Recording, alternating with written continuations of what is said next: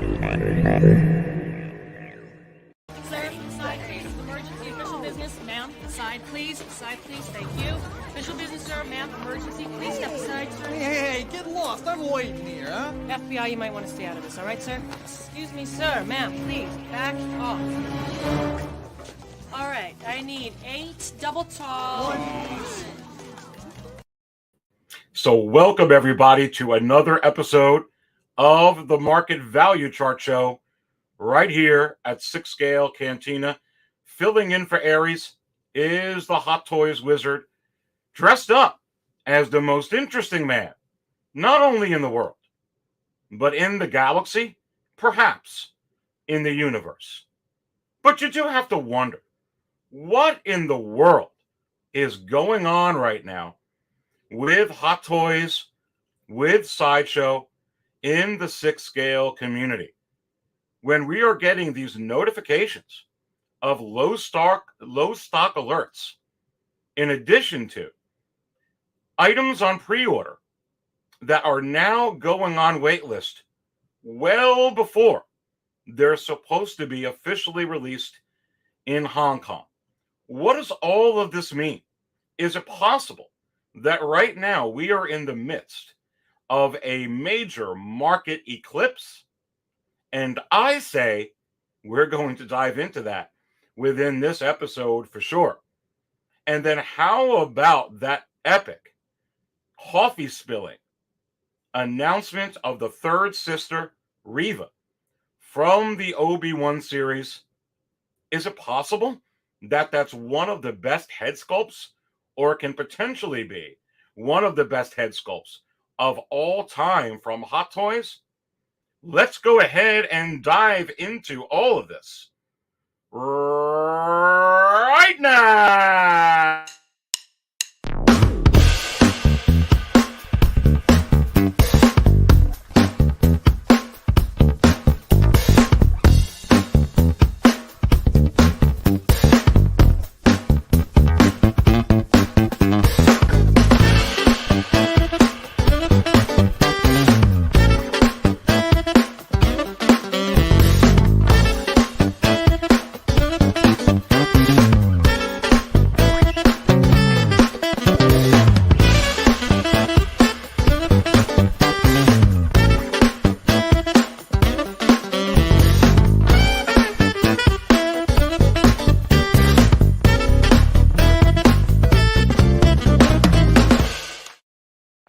All right, and welcome everybody to another episode of the Market Value Chart Show right here at 6 Scale Cantina. And just in case you don't know who I am not the Dark Jedi, Aries Tarrington, who normally serves up all the Star Wars and all the Hot Toys. Crazy talk, but this is the Hot Toys Wizard in the likeness of Aries, the most interesting man in the world. And we've got the coffee brewing here this morning with Aries' official 6 Scale Cantina cup. My goodness. Depending on where you are watching in the galaxy, it is certainly still morning for a lot of those. It is potentially very late night for some of those. And it is also early afternoon, very early afternoon, on this Labor Day weekend here in the United States of America. And happy Labor Day weekend to all of you that are watching. It is so cool to have you all in here. Make sure you go ahead and hit that like button right now. Do appreciate your support. But listen, how are you all doing today? And there's certainly a lot to talk about, because I feel like it is a very interesting time, exciting time in a way, for those that are really into 6 Scale figures, particularly Hot Toys, which is my cup of tea, even though I'm drinking coffee. And interestingly, some very crazy stuff has happened with, for instance, the quarter scale Boba Fett. Now, one of the versions has gone on waitlist, and you can only get the deluxe version. We're going to go ahead and take a look at that. Of course, Peacemaker has went on Waitlist. What does all of this mean? What is exactly happening? And we're going to participate. I'm going to participate with so many of you in here in the chat today to see if we can together see what is going on here in these crazy times for sure. I'm going to go ahead and share my screen. And right to the side of me right here is 6scalecantina.com. If you don't have 6scalecantina.com bookmarked, you just may want to consider doing so. It has all the latest information on the secondary market for Star Wars hot toys anyway. Marvel hot toys is under construction. We're also working on everything for hot toys, whether it's DC, Back to the Future, any of the stuff that's been released. We'll have all the market value charts on here very, very, very soon. So make sure you do go ahead and bookmark 6scalecantina.com. It is an absolutely awesome website. And if you did have a bookmark, you didn't even have to be subscribed on here to know that this is the current show. I kind of like this banner anyway. You got a little bit of the Eclipse going on over there, a la Pink Floyd, The Dark Side of the Moon. It really is a market eclipse right now, with everything kind of coming out a little bit interestingly. And of course, we're going to be talking about the third sister. How about that head sculpt? How about Riva? Wow. I certainly spilled some coffee with that for sure. I think it is absolutely unbelievable. I didn't go through all of the pictures yet and really dissect it through. I was kind of waiting to do it with all of you.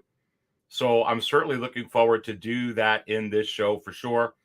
But certainly what's going on right now in the secondary market and in the primary market, because the secondary market has maybe a little bit affected as well. We're going to dive into that here for sure. But certainly right now, that is the current show that we have on. So what's going on here with Sideshow and these pre-orders that are suddenly getting low stock blue sky notifications and are actually going on wait lists? There's so many ways that we need to look at this. Is it a ploy? Does it mean nothing? Is it just a ploy? Is it just a little bit of a game right now? Is it a glitch in the matrix? Is it a sign of things to come? Is it a real, true, new way of expectations that we should have when it comes to hot toys and pre-ordering from Sideshow? And I think right now we're in the middle of a eclipse where Sideshow and hot toys and the way of things as we know it, it's kind of like all dark and no one can see. Interestingly, even in the secondary market, everything's kind of quiet. It's kind of like when there is a real lunar eclipse on planet Earth, for instance. Everyone kind of pauses. They kind of stop. They look up to see what's going on because it's very surreal. It's very breathtaking. It's most certainly not the norm, to say the least. And I think right now, what happens when that eclipse goes away and the new norm is unveiled? What does that look like? Is there even a new norm? Does it go back to the way it was last month, where we can go ahead and have 18,000 coupons and look forward to 18,000 more coupons for every figure that's going to be announced and eventually released by Hot Toys in 2 years, 3 years, 4 years, 5 years, 6 years? You know, is it going to go back to that normalcy? Is it going to go back to the previous normalcy before COVID-19, or quite frankly, in the middle of it a little bit, in the beginning stages of it, where it just was what it was, you know, and these figures were announced, released in Hong Kong.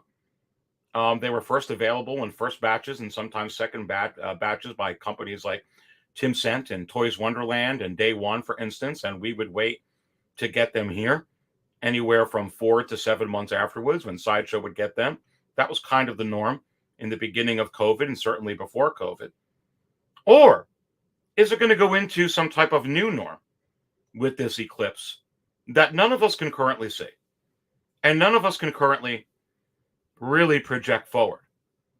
And I believe the Hot Toys Wizard has been talking about this for quite some time and has been warning us about this for quite some time. Quite frankly, ever since I came onto the scene here in January 2021. And quite interestingly, a lot of these things are starting to come to pass.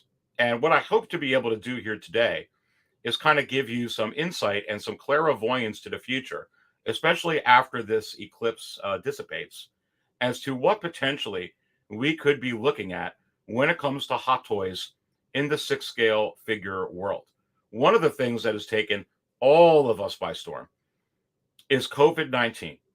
And while we're still dealing with COVID-19, there's actually, in a way, a global recession in a way, economically, in so many different ways, which also adds to this very, very interesting time, for sure. Not only for Hot Toys, not only for Sideshow, but for all of us in one way, shape, or form, and for all industries in one way, shape, or form, whether it's toy industry, whether it is the food industry, whether it is any type of industry at all.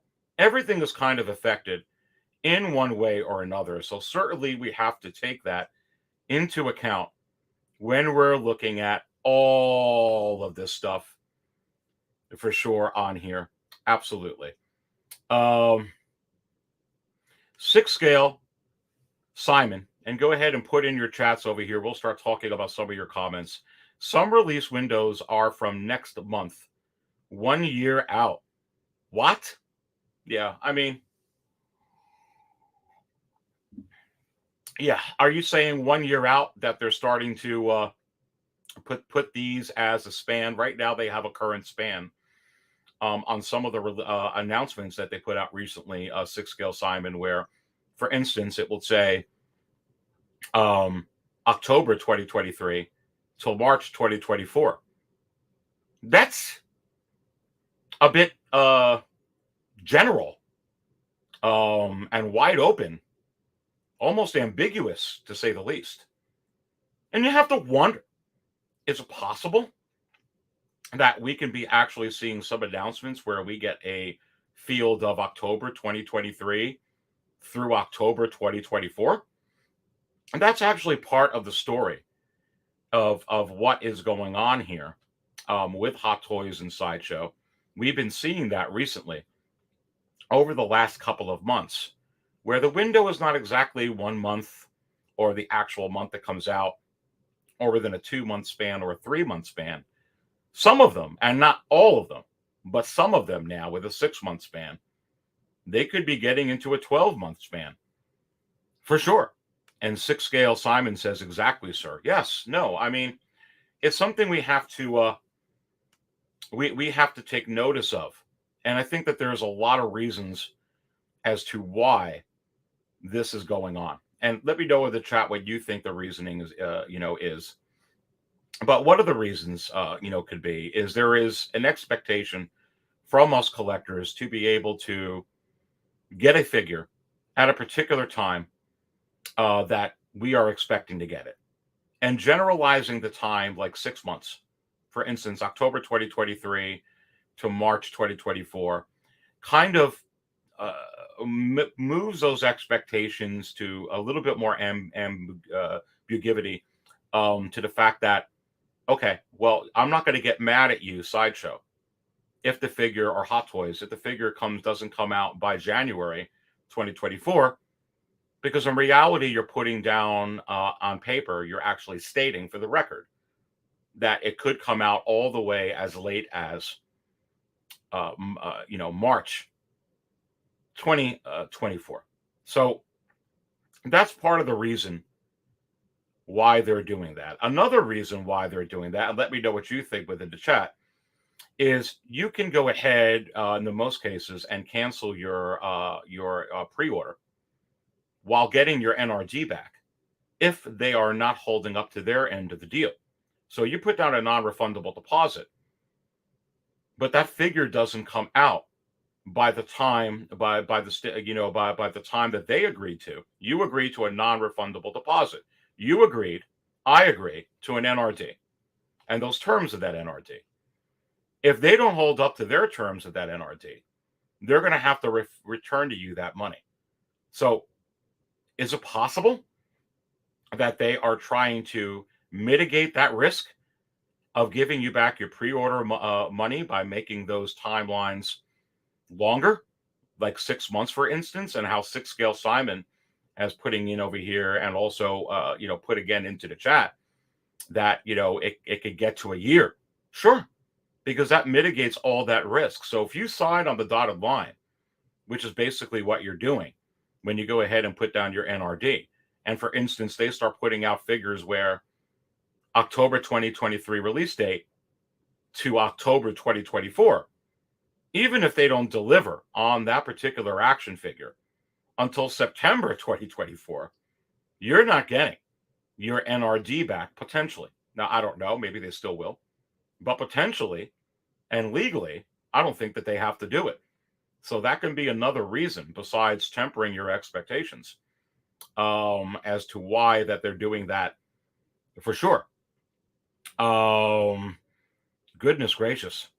Braden says, Dooku and I are drinking off-world, baby. I've got all the coffee cooking right now. Make sure you go ahead and hit that like button as I'm kind of going through this and fielding your questions and trying to give us some a clarity, some sense as to what may be going on here with this market eclipse, which has kind of got us all frozen right now and got us all in a state of, it's kind of like close encounters of the third kind, and when that mothership or when that flying saucer kind of hovers over and we're kind of all standing still in anticipation of what is this?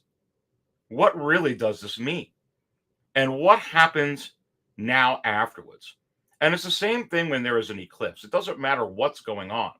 You kind of pause, look up into the sky and go, wow, that's a little bit crazy.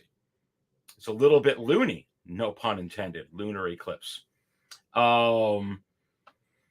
And Jack Jones says, hello, Aries. Got back from work. Happy to catch the stream today. Happy to be on here live. It's kind of an off time for me, but it is Labor Day weekend, and I'm happy to kind of dissect this. I didn't go over the Riva yet.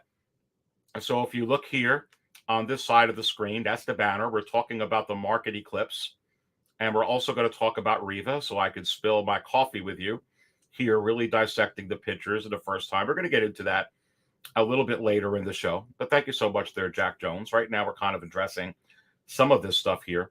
Insane One says, tip your Dark Jedi bartender with a thumbs up at 6 Scale Cantina and take a subscription with you. My tapeworm thanks you. Love your tapeworm, baby. Good to have you in here, Insane One.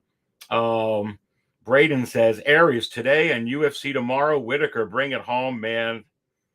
One of the most underrated fighters in MMA, and one of the best of my favorite fighters. Absolutely. He really, really did well against Israel Adesanya in that last bout. Really showed his mettle. Of course, Israel Adesanya, that matchup, he has his number. But I think you take Israel out of that division, and Whitaker is still the champion. I think it's going to be a while before those two meet again. And didn't Whitaker go to a different weight class, or isn't he considering it? I mean, I think that could happen, but we'll have to see. Futura Freeze says, seems like Repaint Boba is around the corner. No word about Bo-Katan, Mando, Ahsoka, or Hunter and Echo, though we all really need some releases to even out the pre-orders. And you have to, wonder, Futura Freeze, is it also possible that part of what they're doing here is to navigate the fact that they are going to come out with a lot of these at once and realizing that not everybody is going to be able to buy every figure, and lower production runs kind of helps to be able to have lower stock so that they're not sitting on a lot of these things. I mean, to be quite honest with you, part of what we're seeing here is what I have been saying for months and months and months, and let's put it in here, well over a year, that you were going to start seeing. I thought it was inevitable that we would start seeing lower production numbers. How many banners go back did I put in? Lower production numbers, more heat. Over and over and over. And I don't know how popular it was for months and months and months, but certainly we're starting to see the effects of that truism starting to come to light. But interestingly, it's coming to light right now in a way where we are seeing stuff on pre-order, at least right at the moment, seem like that they're stopping, that they're actually letting us know that they're not going to make anymore. Is that more on Hot Toys' end? Is that more on Sideshow's end, that they don't want that kind of stock at their warehouses that they have to sit on? And I've talked about this before. Sometimes when you give, like you look right now, I think there's 15%, maybe 20% off the best car Mandalorian Deluxe, which is crazy. Free shipping on some figures. I think you got a discount right now on the San Diego Comic-Con armor from last year. Gosh, I mean, you've got the Chrome Clone Trooper. That's always hard to say. It's a mouthful. Say it 5 times fast. Plated Chrome Trooper. It's hard for you to say it once. You know, the one with the 2 helmets. And of course, the Arita suit Boba Fett. They immediately went on waitlist, whereas the armor from last year, same event, Summer Showcase, and also the San Diego Comic-Con, still in stock.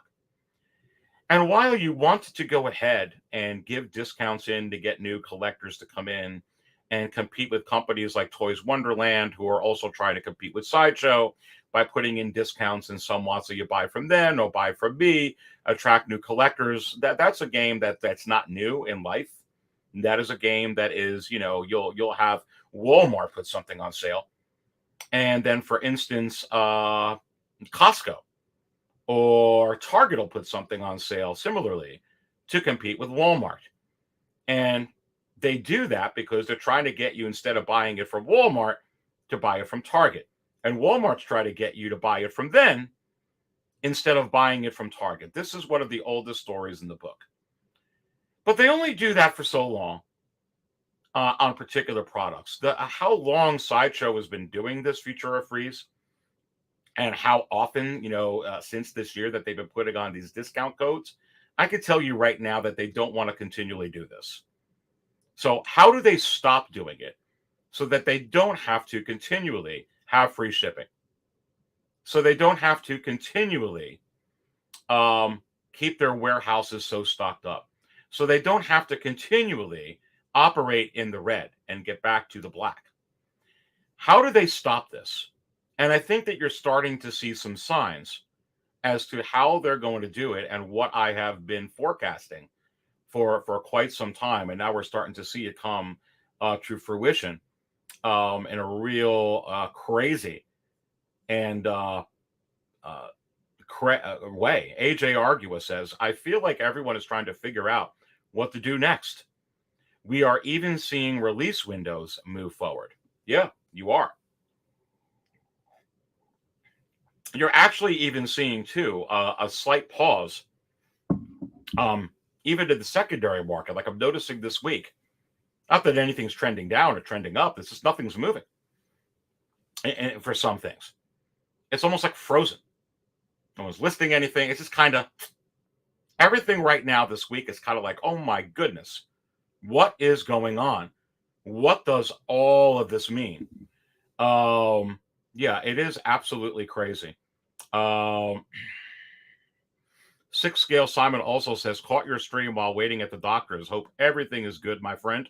Got my Ahsoka today. A good day. Yes, it is. I would say that that's a good day. Collecting Madness goes, she looks amazing, and I accidentally spilled my coffee on Palpatine table 66. Well, you know what? And if I missed your chat in there, just keep chatting in here. If you want me to fill you up on the most dangerous table in the Cantina, it is my pleasure, baby, to go ahead and do that.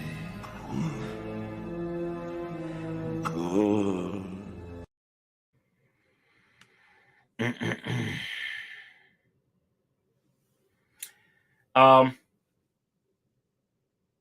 AJ Arguessa says, Braden, I totally agree. I want to see more from that too. Wonder if they forgot about it at this point. Braden says, Aries, I'm starting to get worried about Attack of the Clones Wave 2. I'm not sure when it will happen. No, I wouldn't get worried about that. Remember what I have been forecasting, that you would get lower production. But what else besides lower production? Let me pause and let you guys all and gals all think about this. What else is going to happen? Lower production and what? Go ahead and answer it. Answer it in the chat. Lower production and more announcements. That's what you're going to see. As a matter of fact, I think you've been seeing that. All you're seeing right now is some stuff that is on pre-order having a pre-order window close, where they're not going to get in an enormous amount of safety stock. They're going to eliminate that. They're also eliminating that conversation. Remember what else I was kind of talking about much, much earlier in the year? There was so much talk about there would never be a Bespin Luke. You would never see Bespin Luke. It's just not going to happen. This particular figure here was never going to happen ever. This was before April 13th. The Force is with you, young Skywalker. But you are not a Jedi yet.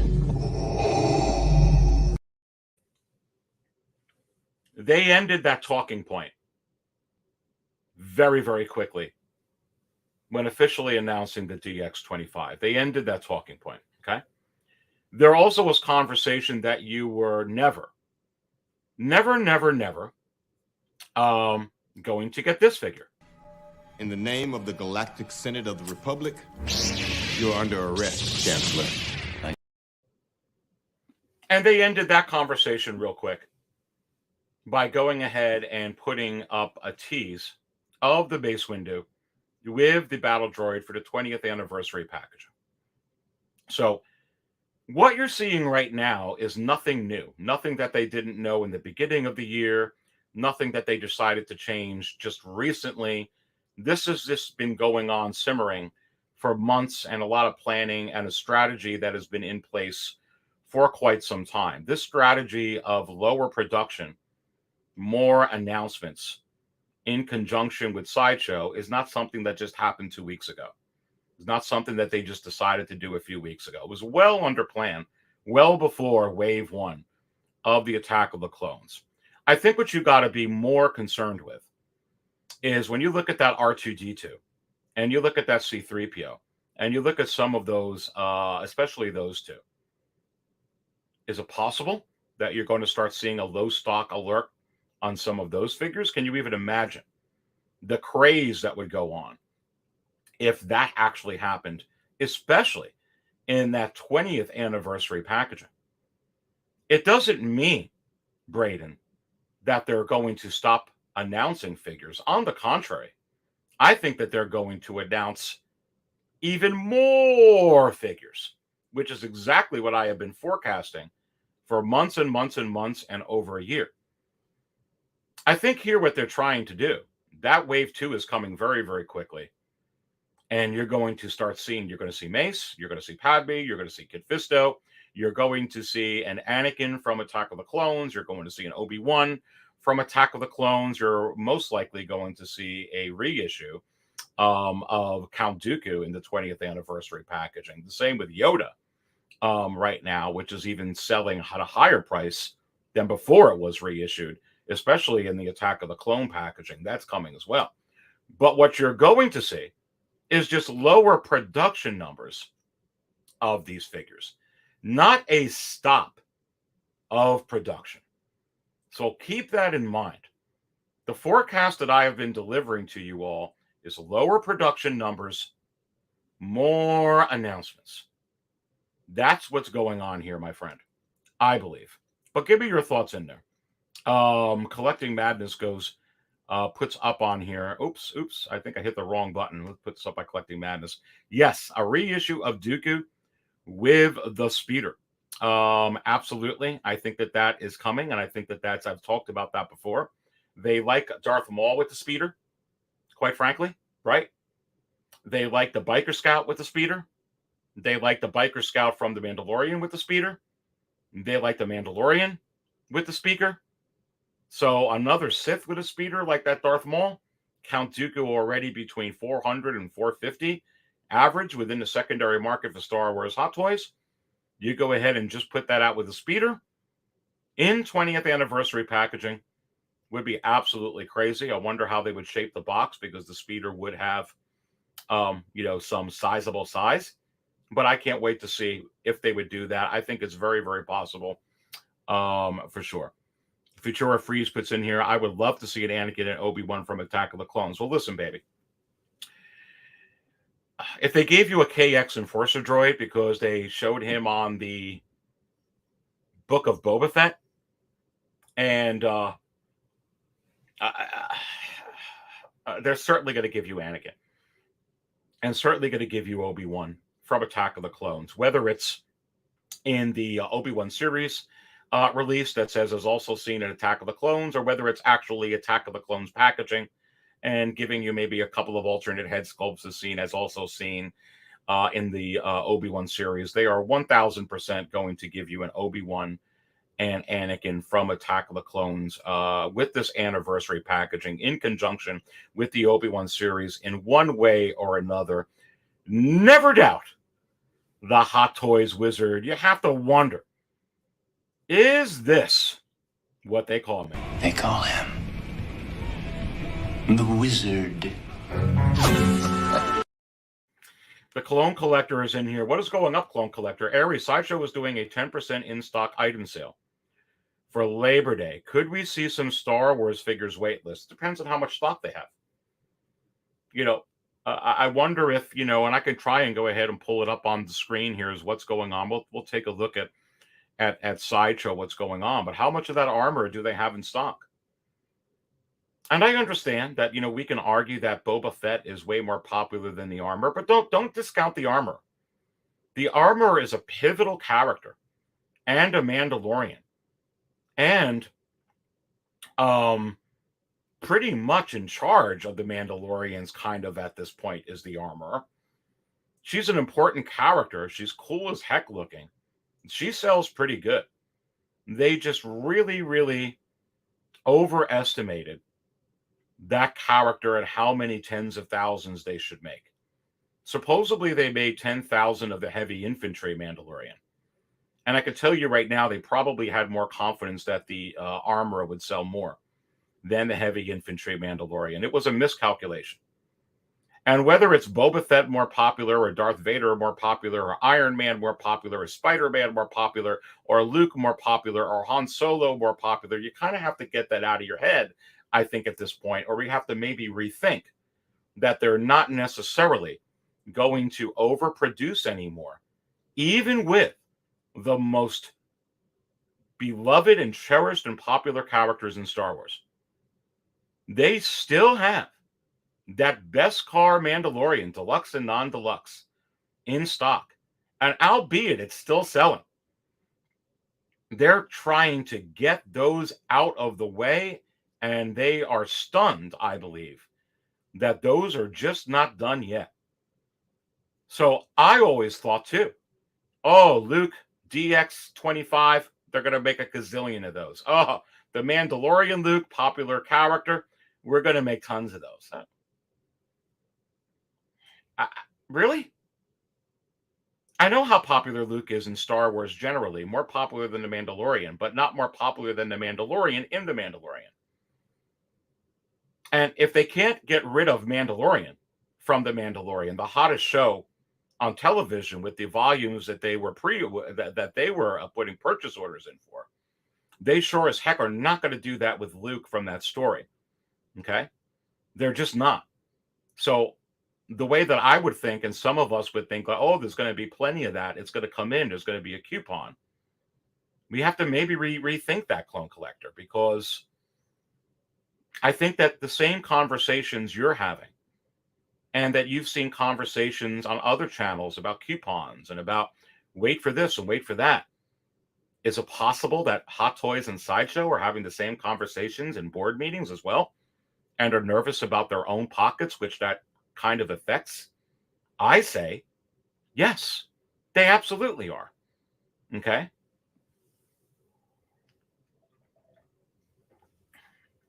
And I think what you're seeing right now is an effect of those conversations as well.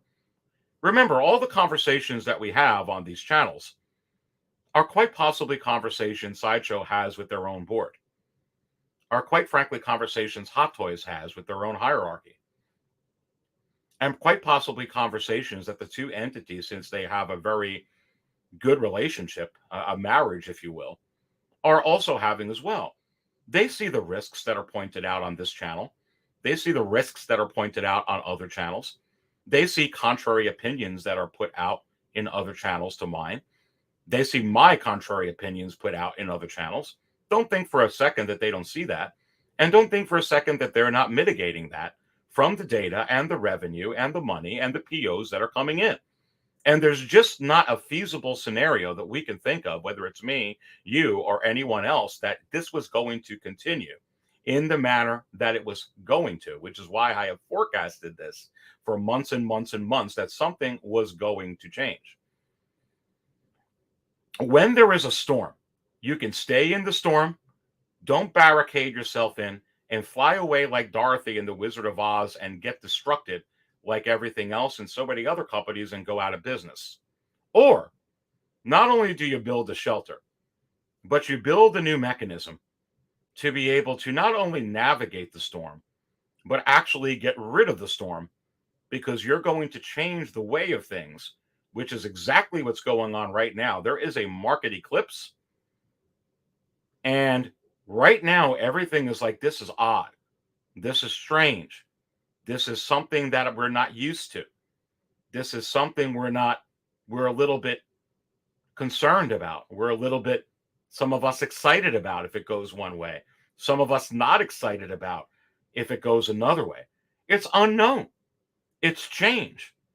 And quite frankly, people in general don't like change. Change is hard to accept. But I think that there are some things that are going to change here. Absolutely, for sure. But I think all in all, what I have been forecasting, lower production numbers, is certainly happening right now. Could possibly happen for sure. I think we're seeing some evidence of it. And evidence maybe that we didn't expect to see with pre-orders that aren't exactly released in Hong Kong, which I think is the biggest surprise on the community. Alex Lynch says, oh, have you been watching House of Dragon? Nope, I heard about it from my brother-in-law. That it is absolutely this. So I look forward to seeing that. I think I'm going to go ahead and rewatch the entire series, 8 seasons of A Game of Thrones. It was absolutely epic and one of my favorite shows, although I do feel like they should have ended Game of Thrones when the Night King was killed. I felt like that was the ending. And when they celebrated, I think when they went on with Cersei, and they went on with all that, and the Dragon Queen lost her mind, I didn't like it. I didn't like what happened with Jon Snow. I didn't like what happened with Emilia Clarke. I liked it when the Night King was over. I think that they were just trying to put in too many shows to actually call season 8 a season. They should have left it with 3 or 4 shows, whatever the hell it was, and left it alone. But that's just my opinion. Some of you might like it. I know that me and Mrs. Hot Toys Wizard, who both watched it, felt the same darn way about that. Future Freeze actually says, you saw that repaint boba is about to ship from Sideshow for some people. Let me ask you a question. And maybe they weren't able to stop it in time, because who knows when that was actually produced. Some of these are produced well in advance. They may have done it months and months ago. How many of that Boba Fett with the throne are they going to put out? So the reason I'm asking you that, Futura Freeze, how many? A whole lot more? As much as the best car Mandalorian? Do they want to be in a situation, Futura Freeze, where they're going to be giving free shipping on the Boba Fett and the Throne this time next year, this time next year? Ask yourself that question. Do they want to give 25% off Boba Fett and the Throne because they ordered so many? Now, production could have been done for months for all we know. So maybe with that one, you'll luck out. But I think with a lot of new, especially the announcements coming out now, okay, or some announcements that we're waiting for, you may have to reconsider how long something is going to sit in stock at Sideshow. And I think there's a lot to it. They're also combating. Make no mistake about it. Part of this has to do, I believe anyway, and let me know what you think in the chat, with competing with companies like Toys Wonderland, with competing with places like Tim Cent and as such. And certainly, we've been talking about it as a community for a long time, that coming out of COVID, that probably Sideshow was going to make a move. They made several moves to try and navigate this situation. So is it possible that partly also of what you're seeing now is to navigate through that situation with the Hong Kong resellers? And I say yes. I think that that's partly part of it too. I think that there's not just one aspect that we're noticing here. And that's why I actually think too, yes, it is possible, and I will say it's possible that this is just a ploy, and you're never going to see this again. Because remember, the IG-11 was going on blue screen and actually went on waitlist, and everyone was freaking out with the IG-11. Remember that? And it hasn't been on waitlist since, and they can't get rid of the darn thing. Okay, so remember that. However, that was kind of a different time. So I'm starting to lean a little bit like, I don't know if it's that situation. I'm not convinced that that's history repeating itself, albeit it could be, and it could be just a ploy. Let's get some pre-orders in here. But if they continue to do that, and this goes away, and they do it again in 3 months, and then they do it again beginning of next year, and they do it again next summer, and then again later next year, we're going to get to the point where we get pretty savvy, like, oh yeah, we know this is BS. It's never going to happen. And I think that is crying wolf too many times. And certainly they have to realize if they do this too many times, there's only so many times that you can go ahead and cry wolf before we go ahead and get wise to it and not fall to it. So if they are doing that, it's a Band-Aid for these figures right now. But a Band-Aid doesn't necessarily heal something when you need major surgery. Eventually, the Band-Aid's not going to be enough. You're not going to heal the internal wound, and it's eventually going to implode, and they're going to have problems, which is why I'm leaning more towards the notion that what you're seeing here is possible that you're going to see it, and they're not even going to make more batches of it in the future. They have to go ahead, have surgery here. That's it. Create this new norm to be able to zap this notion of you don't have to pre-order in the bud forever in a less than a Band-Aid fix. So that's why I'm leaning towards that, but we'll all have to keep an eye on it because nobody really knows for sure exactly how they're going to do this. So Alex Lynch says, so what you're trying to say is I should pre-order the Chrome Mando. No, I wouldn't. Honestly, I wouldn't. I wouldn't have FOMO with any of this. What you'll see, Alex, is the Chrome Mando does not have low stock alert on it. So why would you go ahead and pre-order it? I'm not going to go ahead and pre-order it. If it starts getting a low stock alert, you can go ahead and make a decision if you want to go ahead and pre-order it. I wouldn't go ahead and pre-order it. To be quite frank with you, Sideshow is not the only place that you can pre-order Hot Toys figures. Let's take the United States, for example. Why do you got to pre-order it with Sideshow? Why can't you pre-order it from Alter Ego Comics? Why can't you pre-order it from Comic Concepts? Why can't you pre-order it from Monkey Depot? Why can't you pre-order it from Hawk Wars Toys? Why can't you pre-order it from New Force Comics? Why can't you pre-order it from your local comic shop 5 miles away? Why can't you pre-order it from anybody's local comic shop in any state here in the United States, especially if they are an official distributor of Sideshow. You most certainly can. Because what's going on here, and I'll tell you right now, and I don't know this for sure, but I'm kind of the Hot Toys wizard, so I kind of think I do know it. All of those licensed dealers, they're still getting their figures. They're still going to get their allotment. Where they're stopping the pre-orders on is having that extra stock that just goes to you, not the stock that goes to the comic shop or the licensed distributor of Sideshow. That's going to get, they're still going to get their figures. They still are, at least at this point. That doesn't stop. I never just order from Sideshow. I order from Sideshow. I order from comic shops. You can order from your local comic shop. Why not show them some support? Some of them have $5 deposits. They do. I was showing this on Insiders. The other day. That some of them $5 deposit. Some of them $10 deposit.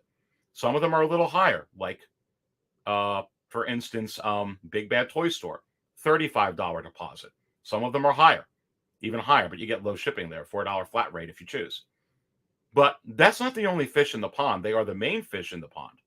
But Big Bad Toy Store, even if this goes on waitlist, they're still going to get their stuff. You do know that, right? They will. So you're not forced, Alex, to buy this and pre-order from Sideshow. Matter of fact, anytime this stuff goes on pre-order, you're never forced to get it. Quite frankly, from Sideshow. You just aren't. At least in my view.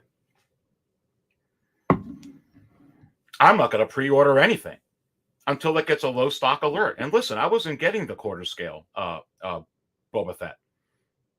Oh my God, it's going on waitlist. Great. I could care less. I mean, I care about it. It's fun. This is fun stuff. Fun to navigate. I wasn't buying it to begin with. I could tell you right now, you're probably going to be seeing this next with the blurg. I'm not getting the blurg, Alex. So when it goes in low stock alert, if I was planning on getting the blurg, would I pre-order it? I probably, if I was getting it already, have it pre-ordered with another comic shop, because that's what I do. And I don't just buy from one, but that's already what I do. So for me, there's no sweat off my back. I already got it reserved what I want. I already have my Crow Mandalorian reserved, not with Sideshow. I already got my Bo-Katan reserved, not with Sideshow.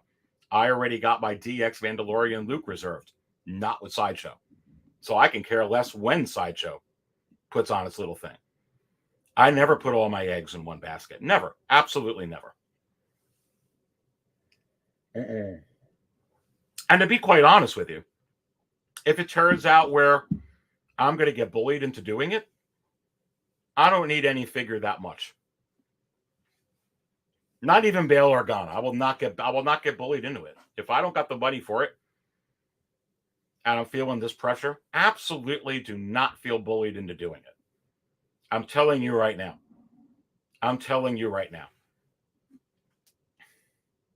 There is, however, a lot of collectors that use the pre-order mechanism to budget their money and to put down payments. So if you know it's a figure you're going to get and you just haven't started it yet and you want to go ahead and start that as a low stock alert, but then when it goes out of stock, you're not able to do it, you may then want to consider doing that then, if that's how you go ahead and budget it. Champion Mediocrity, another Cantina insider, good to have you in here, says, that's exactly why I'm pre-ordering the Grand Inquisitor or Riva. I'm forcing myself to not give into the FOMO. Well, good for you. Absolutely good for you. There's so many ways to do this. A lot of times, believe it or not, when things go on waitlist on Sideshow, and I don't know if you knew this, Champion Mediocrity, or anyone in the chat, there are other websites out there where they have it in stock or they're not on waitlist yet because they haven't pre-ordered, they haven't sold all their pre-orders allotments that they're getting from Sideshow. So, for instance, something goes on waitlist at Sideshow. That doesn't mean another comic shop that has an online site that they're out of stock too on even pre-orders. And certainly when something goes on waitlist, I already gave you the story about a comic company called Monkey Depot. And Monkey Depot's definitely highly recommended, but you know the Emperor Deluxe went on waitlist. Waitlist full. Yet Monkey Depot still had it in stock for $320. And I bought it brand new. That doesn't mean when they go out of stock, everybody else goes out of stock. So don't panic. There's no reason to panic at all. Well, all this is that it's lower production numbers for sure. So hopefully this helps. And let's just keep talking about on what your opinion is. Insane One goes, money does not have feelings. Mark Attack says, popping by to say hi. Can't stay for the stream. Wishing you all well. Well, really happy to have you in here. Xavier Test asks, hey, Aries, did you pre-order Obi-Wan and Darth Vader? And I say, no, I did not. I did not pre-order it on Sideshow. I do not have it pre-ordered on Sideshow. Do I have it reserved with another comic shop? Yes. Do I know I'm going to get one? Yes.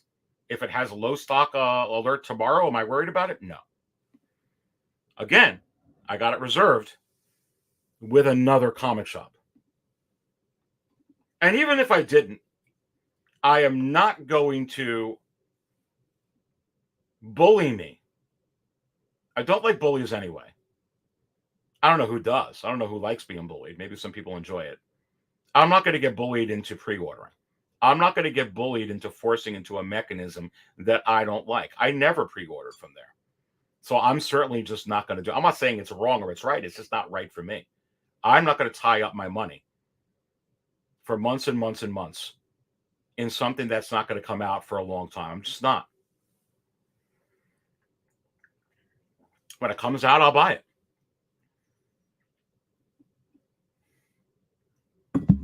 If it's something that I know I want and I think that there is a possibility that something like this would happen, I may pre-order that, which I normally don't from Sideshow. I'll pre-order it from a comic shop, which is what I have done with both of those DXs.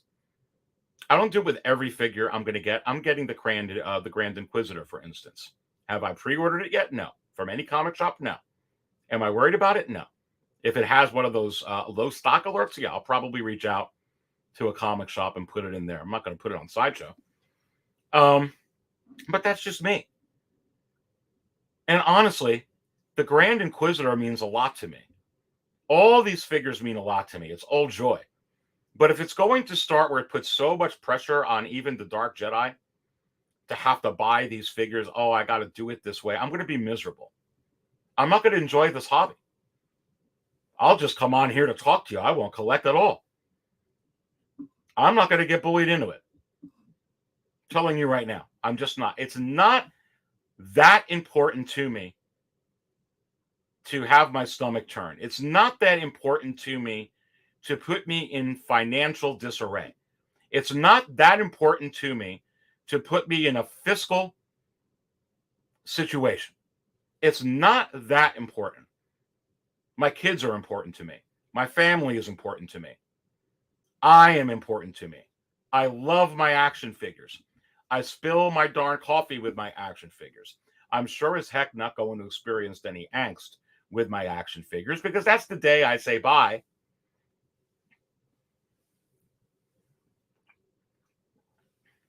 So don't feel that way. There's a lot of people who pre-order. I'm in the minority with not pre-ordering. Again, I use a lot of comic shops, probably in the minority of that. But a lot of people pre-order, and I think it's fine. I just don't like to keep 25, 30, 40 bucks tied up. The thing of it is, if you know that you want a figure, make sure that you can go ahead and you can pre-order it. If you're getting to the point where you're just buying a figure because it looks good, but it doesn't really fit in your collection, and, oh, the community's really spilling their coffee over it, or they really love this Star Wars piece or this Marvel piece. Oh, yeah, I really do like Marty McFly, even though I've never watched Back to the Future. But because she's getting it and he's getting it, I'm going to get it. You may want to reconsider that. You may want to now calm it down a little bit and just get exactly what you want. And that will navigate it. For many people in the community, they're continuing to do what they do. They pre-order on day one. They pre-order within that week. They really, really want that figure.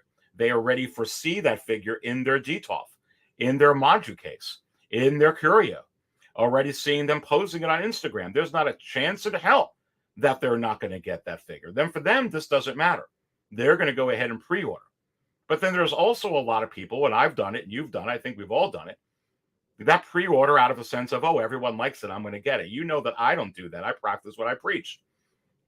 All those figures look good. I go to the darn movies with my wife and my kids to go watch the Marvel. I love the Marvel stuff. We watch it over and over again. Why don't I collect it? I can't collect everything. But this channel likes it. That's great. I like this figure too. I'm not buying it because I can't afford it. So you need to continue to put the same principles down that you continue to do, that you have been doing. Insane One goes, Dark Jedi Ares facts.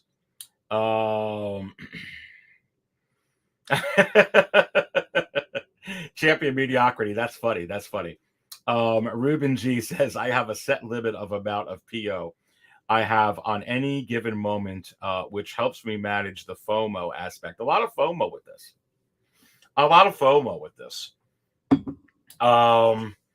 For sure. And that's exactly what it kind of does. It kind of gives FOMO. Let me go ahead and share the screen a little bit and look at some of these things. We're going to be looking at Riva later in the show. If you didn't hit the like button, please go ahead. We're talking about this eclipse going on right now. There's everything sorted out best-selling wise for Star Wars. Darth Vader's still #1, even when you add Marvel, Back to the Future, DC, whatever it is. Man, look how good that Luke is selling. But look at this, 15% off. 15% off code for the Mandalorian Deluxe. $5 shipping on the non-deluxe. Goodness gracious. Wow, $5 figure on Boba Fett. Not the 2-pack. Interesting. Interesting with that. $5 on the Coruscant Guard. Let's go to this quarter scale Boba Fett. Where the heck is the quarter scale Boba Fett, gals and guys? Where is this thing? Why am I not seeing it here? Almost gone. All right, so this is the deluxe version at $625. Has that low stock remaining. And I just noticed this today. Collector edition is waitlisted. Wow. Waitlisted. So remember I was telling you earlier in the year that you were probably going to get some figures that were going to hit waitlist before they ever got in stock, and it seemed like it was an impossibility. And you're seeing it come to fruition. You saw it with the Arita suit Boba Fett. You saw it with the chrome-plated Chrome Trooper with the 2 helmets. You're seeing it right here with the quarter scale Boba Fett, the non-deluxe version anyway. And you have to wonder what else is it going to happen with while we're in this market eclipse. But this is crazy. Join the wait list. Do you guys and gals think this is a ploy? Do you think that this will stay? Do you think that they're just getting this as a temporary to get you to pre-order this and then are going to put it on? My question to you is if you feel that way, and I think it is possible that that's happening, how long can they continue to do this until we get, it's kind of like if you live in California and you have to deal with little earthquakes that happen all the time. You feel a little bit of shake, but you just get used to it. Whereas somebody in, for instance, Pennsylvania, that doesn't experience that. They experience one. They're like, whoa, whoa, whoa, whoa, whoa, whoa. What was that? Whoa, whoa, whoa, whoa, whoa. You're in Detroit. What was that?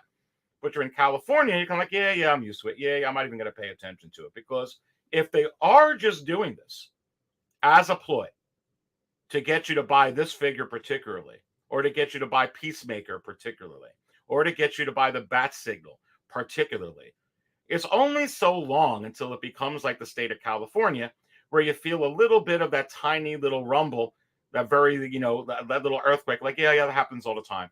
And you don't even act on it. So again, as I said earlier in the show, if they are doing that, it's a temporary Band-Aid. For sure. But let me know what you think.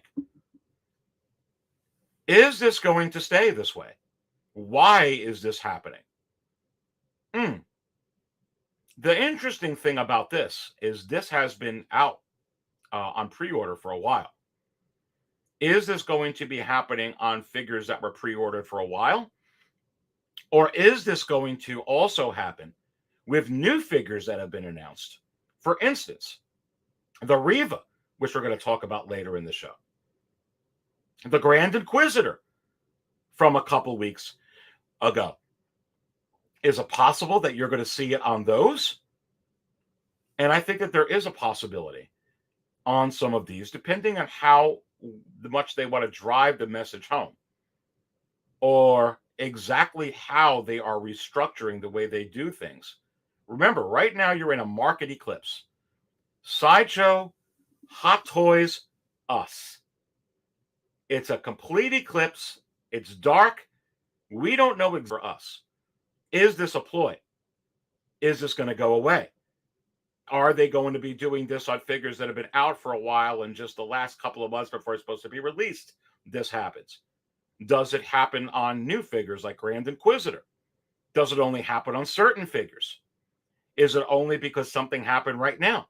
We don't know until the smoke clears and the eclipse is gone on what the new norm is going to be. What I'm doing here today is kind of getting together with you to come up with different scenarios as to why this is happening.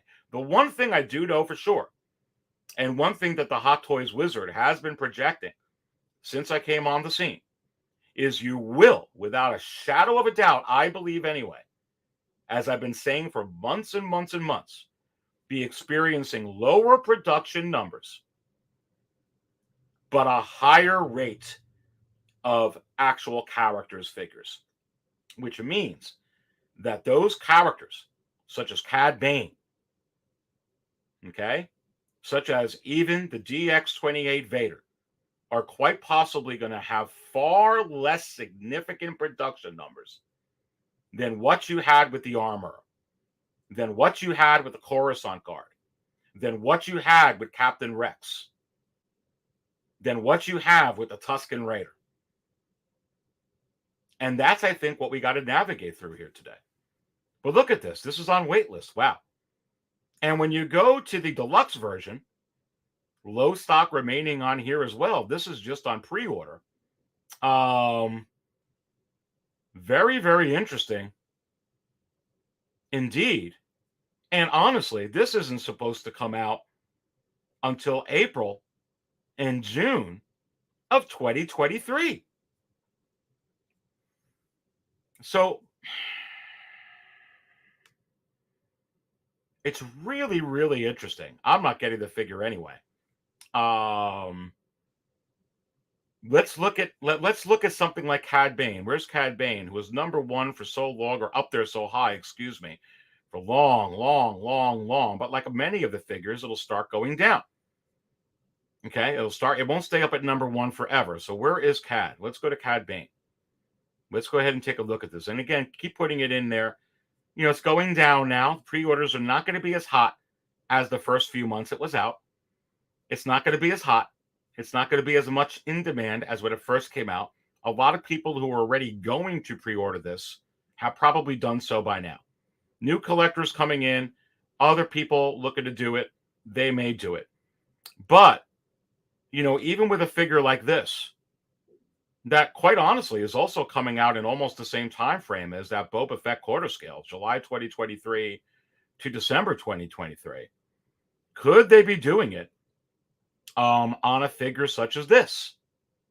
Now, I already do have this one pre-ordered, but I have it pre-ordered by the comic shop. So for me, it doesn't even matter if it happens on here.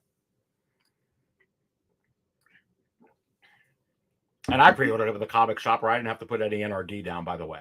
They do exist. They do. You have to look. Look at your own comic shop. Give them a call. They're all over the place. My goodness, you live in New York? Tons of them. Depends on where you live.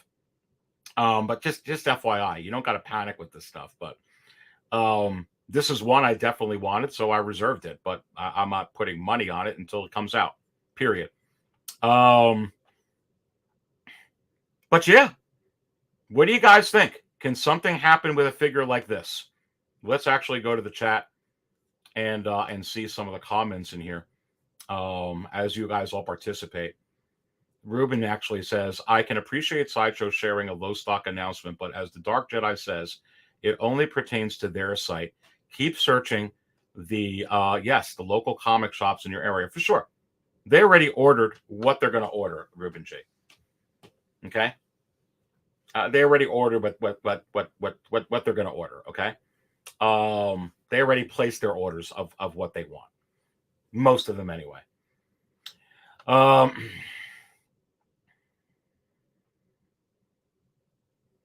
Joe P actually puts in, love the Avatar. Let's go. Landell series. If you buy figures because they went to low stock or waitlist status, you're just bad at this and probably won't last long. That was the same thing. And I brought this up when I first came out of the scene about the Mud Trooper. It went, on waitlist and everybody went crazy, but I didn't want that figure. I do have Han Solo from the Solo movie, Joe P. And it's a great figure. I got the deluxe version. I didn't really want the Mud Trooper version. I didn't need the head sculpt on the tank trooper. I just didn't need it. But when I went on waitlist, a lot of times what we can do, and I've done it in the past, like, oh, it's valuable, so now I got to get it, and there's hype. And if I wasn't going to get it, what has changed that's making me want to get it, Joe P? That's what you have to ask yourself. Is it because you suddenly liked the movie? You watched it with your loved one or your kids or someone in your family or your friends? That's a different story. If that's the case, like, wow, I rewatched that movie, I really want that character in my collection, buy it. Because that means you really love it. If you're buying it just because it's rare, it's like me going ahead and buying Gamora from Marvel because it's rare. Okay. And I like her a lot, but I don't collect Marvel. But if I'm just going to go buy it, Joe P, because it's rare, you're right. Is it possible I won't last long in this, or I'll go with financial debt? And I say, yes. We all got to keep that in mind. We all got to keep that in mind as we're doing this. And I understand that there are collectors that actually buy and pre-order every single thing. But if they're already pre-ordering every single thing, this should be no issue to them. Most of them pre-order it anyway. If they're most of them that were going to get the quarter scale Boba Fett already pre-ordered the quarter scale Boba Fett. So this is no change. Okay. Their main gripe is I got to wait 2 years for the figure or 3 years for the figure. Or, when are they going to go ahead? I've been waiting for cable for 4 years, 5 years, whatever the heck it is. That situation hasn't changed. Those that are going to pre-order everything because they have the money to do that, it's just how they collect, or that's how they collect. That's fine for them. For me, I'm not going to get bullied into this. For me, I am not going to be forced to pre-order something because they're going to make me change what I'm doing. I'm going to get bullied into it. While I am the most interesting man in the world, and while I think this is probably one of the most interesting Hot Toys situation in the world right now, I'm certainly not going to, while my interest is peaked and I'm spilling coffee over it, having a lot of fun, I certainly will not be bullied into it. No figure means that much to me to have that type of angst. I already pre-order from comic shops. I already pre-order from other online sites. I don't put all my eggs into one. I've already experienced through my own personal experience when something goes on waitlist, it is most likely available at other comic shops, at online, at your local store. It's still in stock. Just because it goes out of stock at Sideshow doesn't mean magically every other comic shop in the United States goes out of stock at the same time. It just doesn't happen. I already told you earlier in the show my experience with the Emperor Deluxe. Okay, and quite frankly, months after it went on waitlist, I got it for retail, brand new, because they still had it in stock.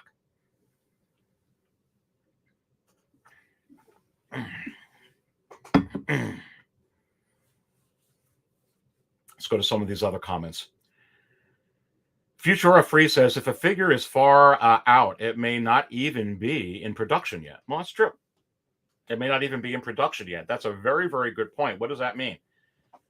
And what if future? I'm just stopping at that sentence. I'm going to read your whole thing, but what if what you're saying is right? If a figure is this far out, it may not even be in production yet. So you're probably, this is this one. I'm talking about Cad Bane. Let's actually go backwards. Okay. I'm going to go backwards on my browser. Let's see if it comes up. And I can actually see it.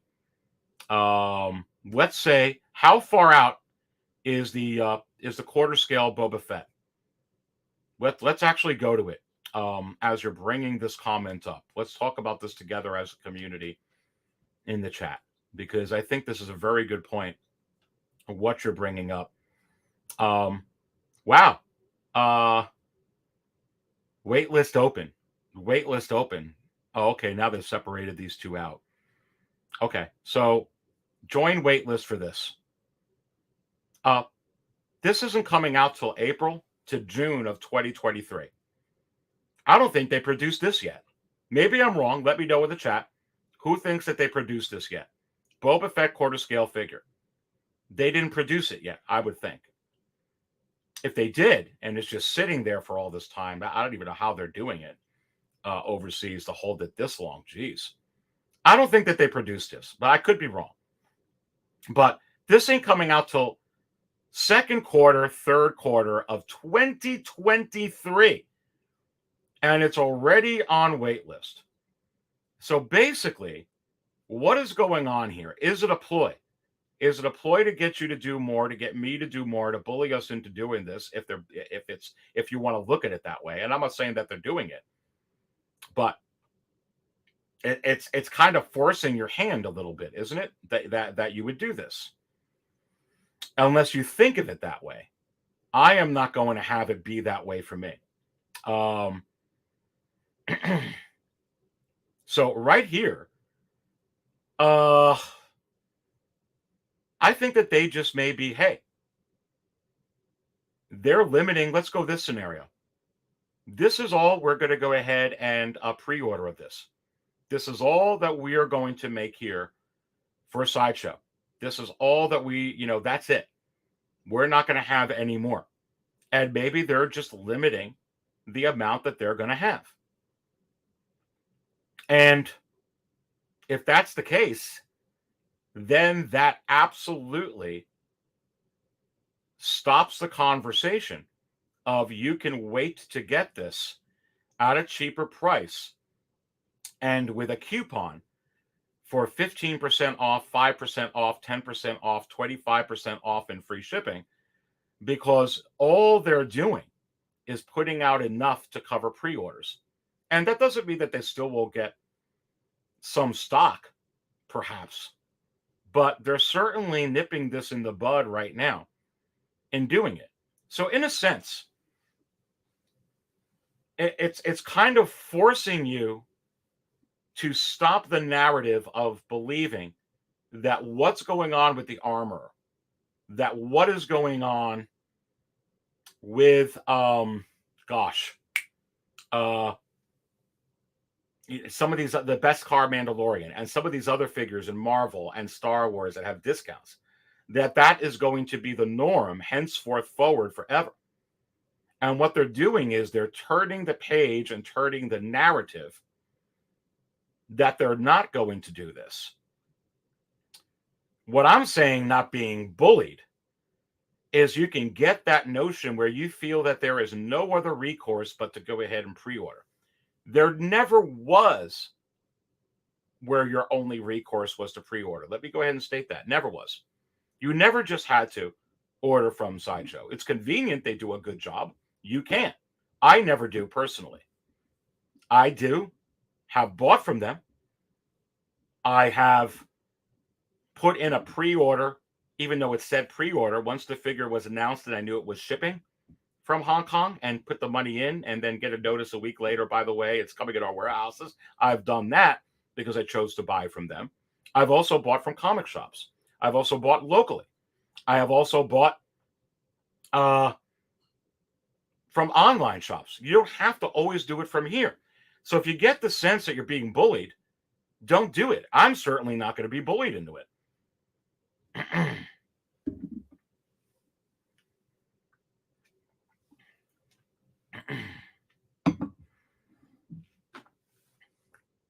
Interesting. Let's go to some of the stuff in here. Draw Fran says forcing collectors into FOMO. It can't. It's a real situation, which is why every channel is talking about this right now.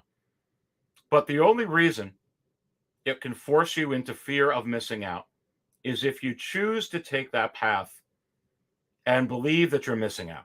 Again, what I strongly recommend, have some patience, see what happens with this Eclipse as it starts going a different direction, A. B, if you already pre-order from Sideshow and you get every figure anyway, this means nothing to you, and there is a ton of collectors that do that.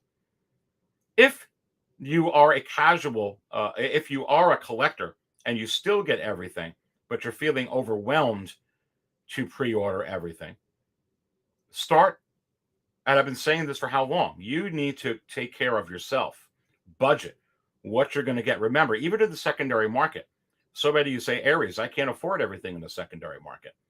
Aries, it's expensive in the secondary market. Aries, I have the budget. Aries, I'm able to get this Grand Moff Tarkin. I got a great deal, $550 shipped, taxes all in. And I really think it's a good deal, which it is. But then I can't get the Kylo Ren I was going to get in the secondary market, and I can't get the Cap and Phasma. Well, you just made a decision. But the Moff Tarkin means more to me. Then you just made a decision. You just used responsibility. You just used critical thinking. You just put logic into what you're thinking.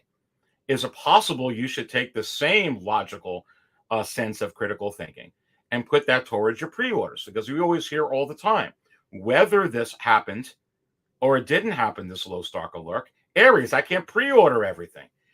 Aries, it's crazy. Aries, it's... There are too many of them. What are we going to do? All this does, in my view, is make you be able to use, like, okay, I want this figure. I don't want this figure. This figure I want. This figure I don't want. This figure is popular with these channels or with these people or with these collectors or this group or my friends or whatnot, but do I really want it? Does it mean something to me?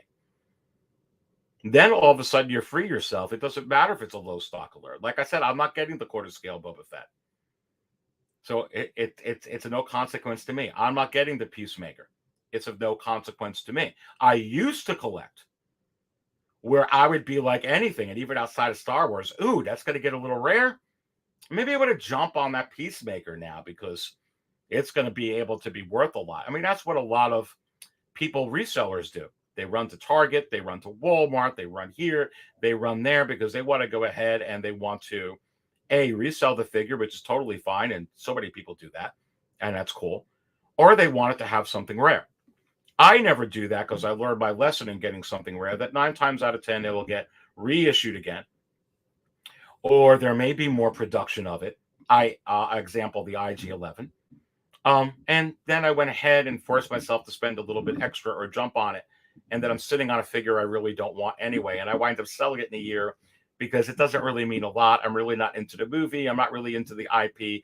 It's cool. I love it. I don't love it like Star Wars, so that I go ahead. And then I have to take my own valuable time to resell it on the secondary market. And by the time you got to ship it and you got to answer 8 million questions, and then you got to pay for postage too, and then you got to pay the taxes, and then you got to pay this fee, and then you got to pay that fee. Was it really worth it? So I really don't collect anything I really don't want because it's a pain in my butt to do so. Okay. And I got out a long time ago of trying to collect toys as an investment, in trying to collect toys as a means to build my collection to a certain value, like an investment, because I think it's all smoke and mirrors. If I want to go ahead and do that, I'll invest in the stock market. If I want to go ahead and do that, I can do much more things that have more control and much more visibility than toys. Okay, I'm not going to do it with toys. I learned my lesson a long time ago. I just did. Okay. And I also went through the whole phase of where I would buy high-end collectibles so that I can sell them for more, so that I can continue to grow my collection in that view, which is a very smart way. And a lot of people do that. I'm just tired of doing it, and I don't do it no more. I just collect what I want. If I don't have the money for it, I'm fine that I don't have the money for it. And I just want it because I want it. But if you sell that, Aries, you can get more to get more of what you want. Yeah, but then I go ahead and feed, for me, it doesn't work for me, the need for more, which makes me have more FOMO. So I eliminate FOMO by just stopping that and just buying what I can afford. And if I can't afford other things, it's fine. And that's why I have a list of exactly what I want. And I'll take things off that list, and then I just collect. And I could care less. Like Aries, you can sell your dark side Anakin, your dark Jedi Aries. You can go sell that right now for, but I don't want it. I want it. And I know they're going to go ahead and put out another version of it, and I could care less. It's fine. That's great that it's worth $1,000 right now, whatever it is. I'm fine if they reissue it tomorrow and it's worth $300. I just like the figure.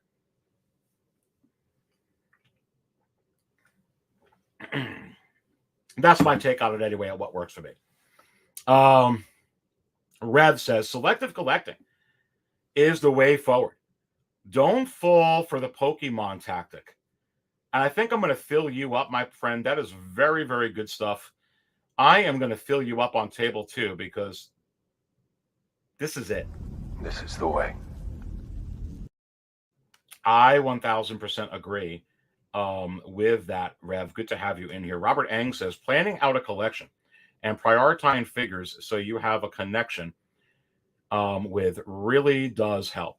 No, it really does help. Let me go ahead and play that for you because I believe that is the way as well. This is the way. Very, very sound, very, very sound thinking. AJ puts in here exactly. Some characters will mean more to me, and those will be the ones I get. Nothing against the other IPs. They just aren't my lane. Exactly. They just aren't your thing.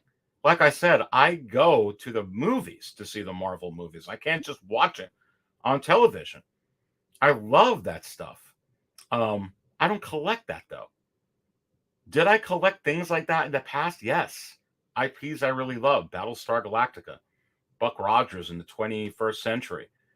Gosh, Lord of the Rings. Had a big collection on that. Some other stuff with Lord of the Rings. But it's not my first love. And eventually I buy that, and what do I wind up doing, AJ? I sell it. And not that there's anything wrong with that, but it's my time. And it's my money. So you see a little bit of gray here. I used to not be as gray. And sometimes from learning and collecting for decades, you kind of get a little tired of the same thing over and over again. So don't got that kind of energy anymore. And it's like, I like that stuff, but I'm going to collect really what I love and only what I love. Even with Star Wars, I don't collect the troopers without the head sculpts for Hot Toys because everything's so expensive. I have troopers in other 6 scale and above form in other IPs is what I have that in. In other toy companies, collections, that is, because it's more affordable and it gives me a little bit more diversity in the collection to do what I want to do. And so even if I do that with Star Wars, and I don't even get every figure with a head sculpt for Star Wars. Okay, I don't. Like I said, I don't have the aforementioned Mud Trooper. I already have that head sculpt on the regular deluxe version. I don't need it on the Tank Commander. Now, will I get the Bill Burr and the Mandalorian one? Probably, but I really want those. I'm not going to get what I really don't want, even if it's Star Wars. And certainly with Star Wars, gosh, gals, guys, it's pretty enticing when something's hot. Oh, they didn't make that many. Oh, man, that's going to be worth a lot. You know, I've had some offers. Aries, you want a chrome-plated Chrome Trooper? I'll give you a good deal on. I'll give it to you for retail. You know, and I did kind of think, oh, yeah, let me get that chrome-plated Clone Trooper. Someone, you know, is really going to hook me up. I get to have it for retail. And then I'm thinking, I'm going to have a figure that's valuable. But even at retail, where someone's hooking me up, I stopped and paused, and I thought about it for a day. And I said, does that chrome-plated Chrome Trooper really fit? in the Dark Jedi's collection. And when I stopped and paused, like I'm going to pause and drink this coffee,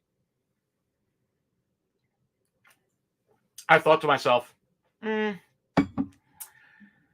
it doesn't fit in. I don't collect troopers without head sculpts. Then I stopped to pause more. I don't really collect novelty Hot Toys items, only stuff that's really in the television shows or the movies. And then I said, you know, as enticing as it is, I'm not even going to spend retail on it because I really don't need it. And that is part of what I think many of us can or possibly should maybe consider doing so that you're able to navigate through this stuff. And it's not that it's wrong to be I'm excited about every figure that goes on Waitlist or every figure that gets, I'm always excited about it. And especially I'll get even more excited if it's a figure that I want.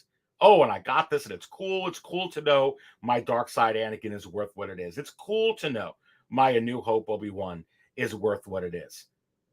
And yeah, would it be a little bit sad if they reissue those and they're only worth $250, $300? Yeah, but it's cool. That's it. I don't care on it. I don't count on it. I don't bank on it because I've learned not to.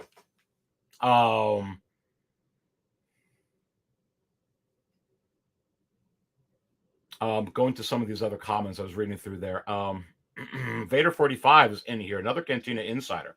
How's it going, fellow collectors and lunch break at work? Just stopping in to say hi to everyone. Hello there, Aries. Hope everybody's having a great day. Well, I'm hoping you're having a great day as well, for sure. Quite Enough is in here. What's going on, my friend? Saying that's a great collecting mentality. No, and I appreciate that. And I'm glad it's able to help some. And for others, it's not perhaps a great collecting mentality because they collect everything. But they don't really have an issue then. If they're collecting everything and they're pre-ordering at the same time, they're in good shape. Where I believe their frustration is, which is a lot of our frustration as we share it, is how long do we got to wait? How long am I waiting for cable? I got so many pre-orders out there. That type of thing. So low stock alert, you see how many people say day one pre-order. I ordered a day one pre-order. You see a lot of channel creators, I ordered a day one. They're probably not going to stop. I don't know. Maybe they will. I think more of the frustration is, okay, well, I've been waiting for this figure how long? Got that money tied up in there. It'd be nice if it would just come in already, waiting for it to ship. How long is it going to take? But you're still going to pre-order. So, but for a lot of us like me, like I'm talking to you about here, like that's a sound collecting mentality. Sure. I utilize this in a secondary market. I mean, wait till you see my collection tour, but why don't I have Grand Moff Tarkin in there? It's not that I can't, I could sell 2 figures right now and buy Grand Moff Tarkin.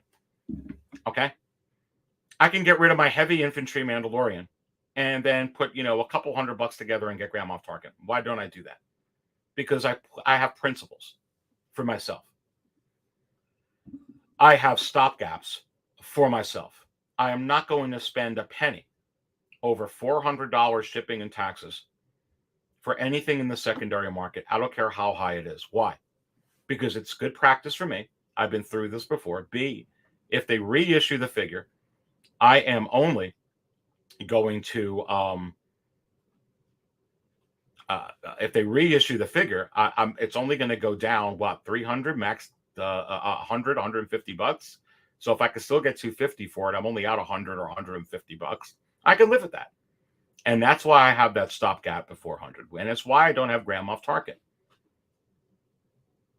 It's why I don't have a New Hope Chewbacca. It's why I don't have the Hoth Princess Leia. It's why I don't have a myriad of different figures, because that is the practice I laid down. Does that mean I don't hunt for it? No, I hunt for it. Does it mean I don't wish for it? No, I wish for it. Does it mean I don't dream for a reissue or to find a deal on it? No, I do. But I use discipline and I spill coffee and I'm positive about it. And I exercise the same things with what is going on right now with Hot Toys and Sideshow, with what you're seeing, this low stock alert. I am not going to be forced into pre-ordering these because they're putting in a low stock alert. I'm not going to be forced into pre-ordering it because, oh, now it's valuable. Now it's going to be rare. I've been saying for months and months that these are going to be lower production numbers. By default, they're going to be rarer. And that's why you have a lot of the Rogue One figures that are very, very rare. They didn't make a whole lot of them, did they? Why do you think the Rey and Dio is rare? Because they have as many Rey and Dios as they have Rey and BB-8s? No, far less. This is the nature of things. Supply and demand. Less supply equals more demand. A very smart person once said, Albert Einstein, for every action, there is an equal and opposite reaction. So, lower supply, increased demand. Not enough pre-orders, people not pre-ordering, waiting for coupons, starting the conversation of let us wait, which is true. We are for coupons. Don't think that they're not listening. Don't think that they don't understand that as business owners. Don't think that they don't get that strategy. And don't think for a second they weren't going to change it, which is what I think, in part, is what's going on over here. Champion Mediocrity said, you said it, buddy. Well, let me know, Champion. I don't know if you're talking about me or someone else there, but I try to say it, my friend. Champion Mediocrity also said, just watched another new promo for Andor. The onslaught of new figures will continue. I bet we get a Rogue One version of Cassian Andor before we get a Disney Plus version. So here's the thing. And Champion Mediocrity, thank you so much. And thank you for being a Cantina insider. Does this mean what's going on right now, if this continues? Because someone asked me earlier, Aries, I'm afraid of the Attack of the Clones Wave 2. Does this mean that now they're going to stop making announcements and just go with these, low orders and very few announcements? It's possible. It always was possible. In my forecast, and what I have been forecasting for a long time, I have suggested that quite possibly you are going to see low production numbers, yet a higher volume of announcements. And that is exactly what we have been seeing this year. So you have to wonder, is it possible that what Champion Mediocrity here is saying can come to pass? And I say yes. I also say hit the like button. If you didn't hit the like button yet, please do. Do appreciate that. Subscribe if you want or if you don't want to. Just appreciate you being on here, but hit the like button.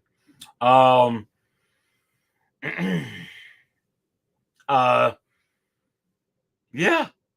Again, when you have lower production of a particular figure, is there another variation of that mold that you can have other productions of to be able to recoup R&D investment? Absolutely. And I've been saying this for a long time, which is why I think you got the arena suit Boba Fett. It was kind of really weird, wasn't it? You got the arena suit Boba Fett while we were getting all this R&D reissues, if you will, of the mold for the new Boba Fett from the Mandoverse. Think about the R&D from the Mandoverse of Boba Fett. You have Boba Fett 2-pack, right? You have Boba Fett on the throne, right?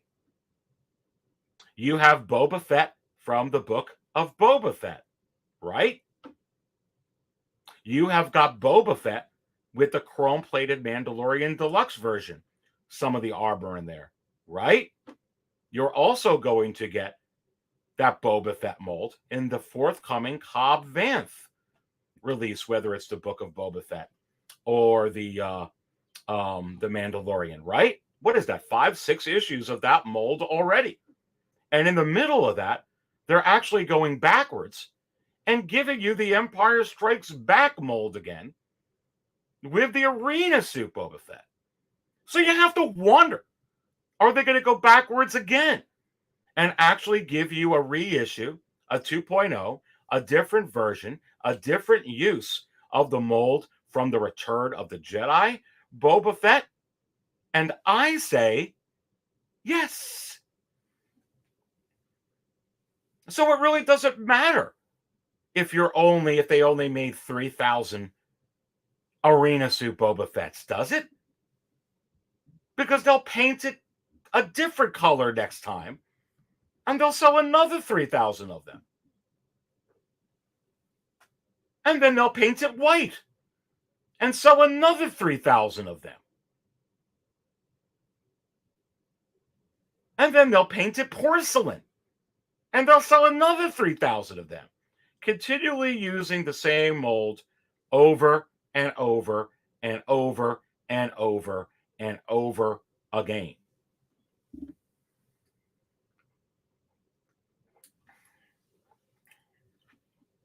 That's why I don't feel that they're done with the Hoth Leia head sculpt, which is the Bespin Leia head sculpt, which is the Endor Leia head sculpt, and will most likely, in my view, be the head sculpt for the Bespin Escape Leia, and will most likely be the same head sculpt for the Bounty Hunter Boushh Leia head sculpt that they're going to do, which is what they have been doing, which is what they've been doing with the Luke head sculpts. So they don't necessarily have to go ahead and produce as many DX25s, for instance. Could this happen? What's happening right here? Come with me here. With the DX25 Bespin Luke Skywalker. Could it? Could it happen? Well, Aries, if they don't produce enough of those, they're not going to get their money out of the head sculpt and all the mold that they invested on the DX25 Aries, which is different Aries than the DX07. Right, you're right. But let me go ahead and counter back at you that they already used the DX25 head sculpt with the forthcoming Mandalorian DX. I'm forgetting what number it is. Luke Skywalker. It's the same head sculpt. And then you have to further wonder, are they going to use that head sculpt from the deep fake Luke with even another figure?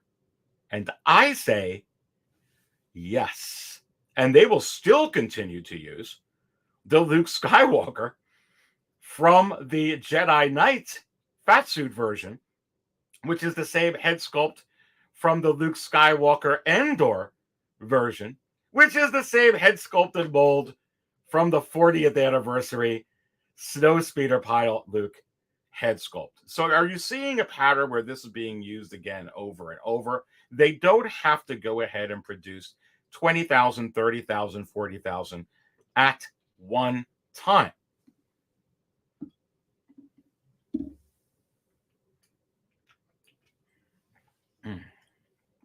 And if there's some part of truism in that, then they also don't necessarily need to keep these up on pre-order until they officially get announced in Hong Kong.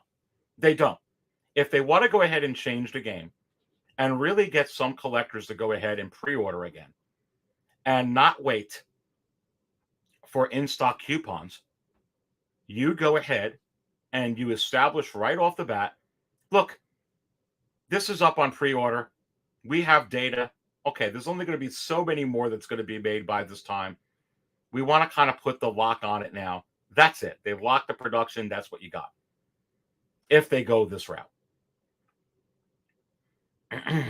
If there is demand, well, we're losing money because there's demand. Well, what happens if there's demand? What did I say earlier? For every action, there is an equal and opposite reaction. If there's more demand, you don't even have to do it with that figure. There's a lot of demand for Arena Suit Boba Fett. So let me ask you a question. A lot of demand for Arena Suit Boba Fett. A lot of demand. What do you think that did to, if they come out with white prototype Boba Fett that Sideshow put out years ago? How much of a craze will that be to pre-order that? Tell me in the chat. If they announce tomorrow, Sideshow exclusive, white prototype Boba Fett tomorrow with that same mold. Let's say that they use the ESB mold. Does that go even faster than the Arena Suit Boba Fett? Because what have they done with that Arena Suit Boba Fett? They have created demand. Low supply, higher demand. Lower supply, higher demand. Higher demand, more of a demand to pre-order if that's what you do. And I don't pre-order it. I'm not going to be bullied into pre-ordering it. And I'm not saying that they're bullying you to do it. But to me, an action creates you to want to do that. I'm not going to do it. I'm going to stay in my mechanism. And no figure means that much to me where I have to do it. However, I think it's very, very smart business what they're doing.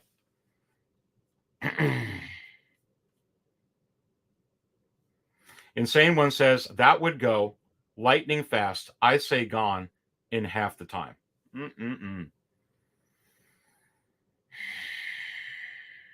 Beskar Kip is up in here. Insane One. Oh, hell yeah. Congrats. Putting up the animated Boba Fett unboxing tomorrow morning. The animated Boba Fett, baby. Woo, woo, woo. Come on. Rev says, Aries, hit me up when you can. Would you like to send you one of my cameras as a thank you for what you do in the community? Oh, okay. I'm reading that through right now. You want to send me? Well, I appreciate that, my friend. I probably need a new camera, and I'd be happy to see what you got. I don't want to take anything from you, but I'll be happy to pay you for one if it's a better one. Thank you so much there, Rev. I always do appreciate that. But yeah, I've been using the same camera here for quite a while. Hot Toys Hotline says, remember to buy all Boba Fett's. Yeah, no, absolutely. For sure. But it's a little bit crazy right now here in the secondary market for Star Wars and Hot Toys. Let's look at some of this other stuff. I mean, let's say that this happens. Let's say the low stock alert. Where did it happen already? Tell me in the chat everything. It's happened with the quarter scale Boba Fett from the Book of Boba Fett coming out next year. Okay, so I don't think they produced those yet. Let me know if you think they did. Almost gone is this version right here. This says low stock remaining at $625. Okay. So let's try and see. Is this it? Obviously, it happened with Peacemaker Waitlist. It happened with the Bat Signal. Did it go on Waitlist yet? I'm not sure with the Bat Signal. Someone let me know in the chat if the Bat Signal went on Waitlist. Okay. So it's happening with those quarter scale Boba Fett's. Let's go to some other figures over here that are coming out around. Let's stick with that timeline of next year. Let us go to R2-D2. So here's R2-D2, Attack of the Clones, coming out the same time span, basically, as the quarter scale Boba Fett, up April 2023 to September 2023 at $270. So if this starts happening with a figure like this, with R2-D2, for instance, that is going to absolutely change the game as we come out of this eclipse of the way we go ahead and we collect Star Wars, Marvel, Back to the Future, any of these Hot Toys figures. It's going to change the game for sure. Let's go to, gosh, I mean, what if they did it with the Grand Inquisitor? That's not coming out till next year, October 2023, March 2024. There's that 6-month time span right there, baby. Gosh. It's going to change the way you consider pre-ordering for sure. And certainly, nonetheless, as I mentioned here earlier, I don't believe this forces you to pre-order, in my view, okay? You could get that sense you're being bullied into doing it. You're getting that sense that you're being forced into doing it because it's like, oh, wow, there's no other reason I'm not going to be able to get it. Like I said, there's so many other options to go ahead and do this. And at the end of the day, you don't have to act on it until that low stock alert comes forward. Now, we don't know when the low stock alert is going to happen. It happened with Peacemaker.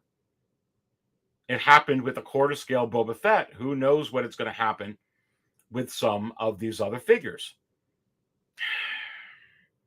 But it's certainly going, what it does at the end of the day, nonetheless at all, at the end of the day, with the whole thing, it certainly takes the notion out of our brains and out of your brain that you may not only be able to not pre-order, but that you don't have to get it while it's in stock right away, because you're going to get coupons.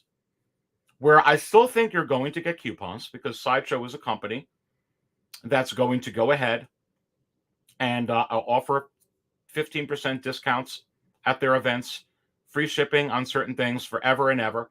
Walmart does it, Target does it, Costco does it. It will go on, but not at the level that it's been going on this year. You know, this is not what they want to continue doing, is giving you 15% off their markup for the deluxe Mandalorian with child, and then also losing on shipping with $5.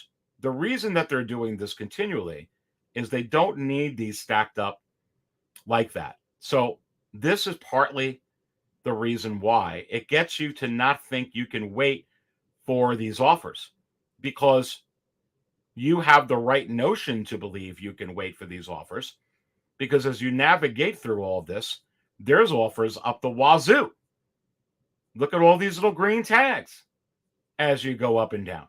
So you have to wonder, why do you have to always pre-order if you can just wait for these things to have a $5 shipping discount? Not only do you don't have to pre-order, you don't even have to order it when it's in stock. Because the conversation is, you could just wait for it to sit in stock for months. Then you're going to get a discount. So have patience. And is it possible that they don't want every single collector to do that? And I say, yes. So what do? You start changing the way the mechanism is, the way the stars are aligned right now. The stars are aligned right at this moment for you to wait for figures to get in stock. It doesn't matter if it's the Coruscant Guard, the Mandalorian, or Captain Rex. If you wait for a certain amount of time, you will get a discount. You will get a coupon code. You will get free shipping. That is the way the stars are aligned. To realign the stars, you have an eclipse. You come out of the eclipse, things look different. And the way that they look different right now is you're changing the way that that possibly could look in the future.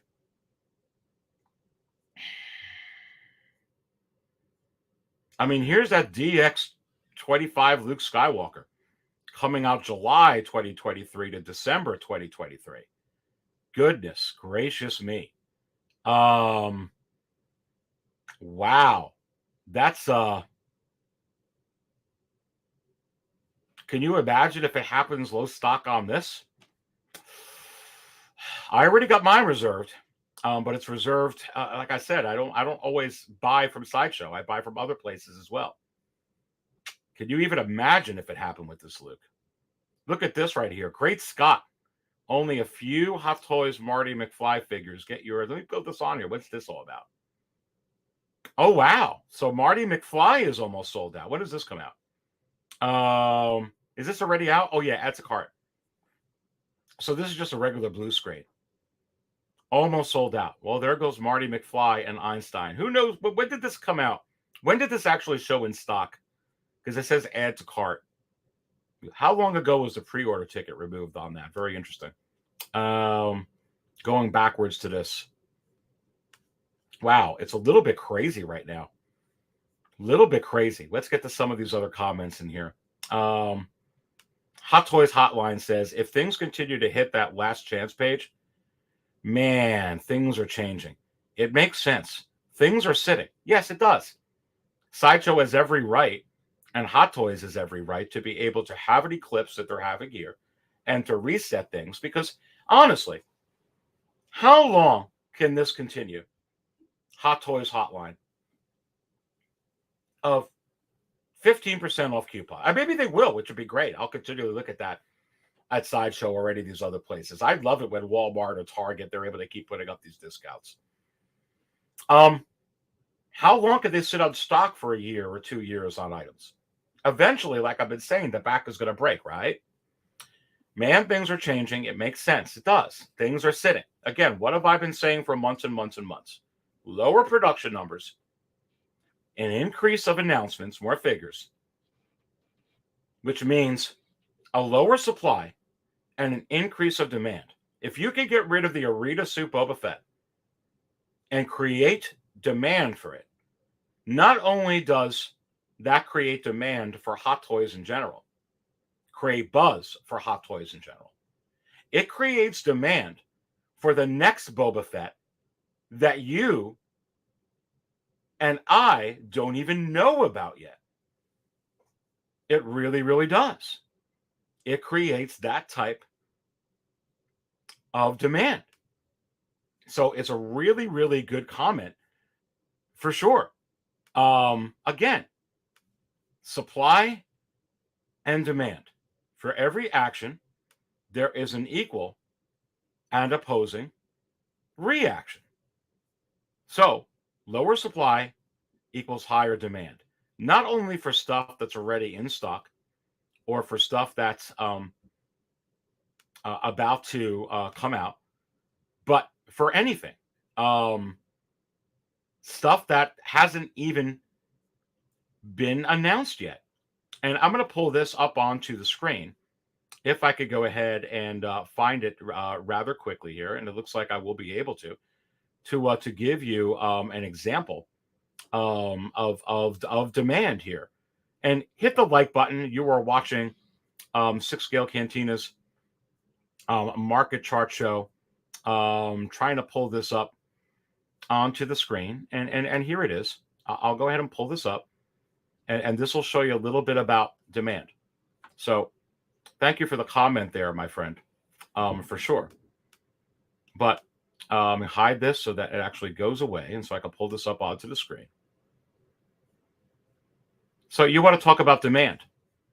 Low production numbers and an early wait list, early low stock warning, has created this. Right now, $560 with 11 bids, 32 watchers. Outstanding seller, over 1,130 feedback, all 100% positive. $560.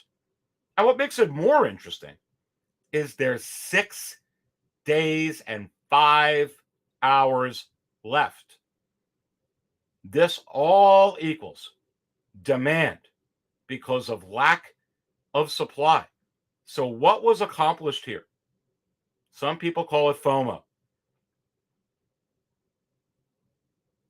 It has created for figures that have not even come out yet from Hot Toys, i.e., a black chrome version, an all chrome version, a droids version in droids packaging, a white prototype version, an ending credits version, any Boba Fett version.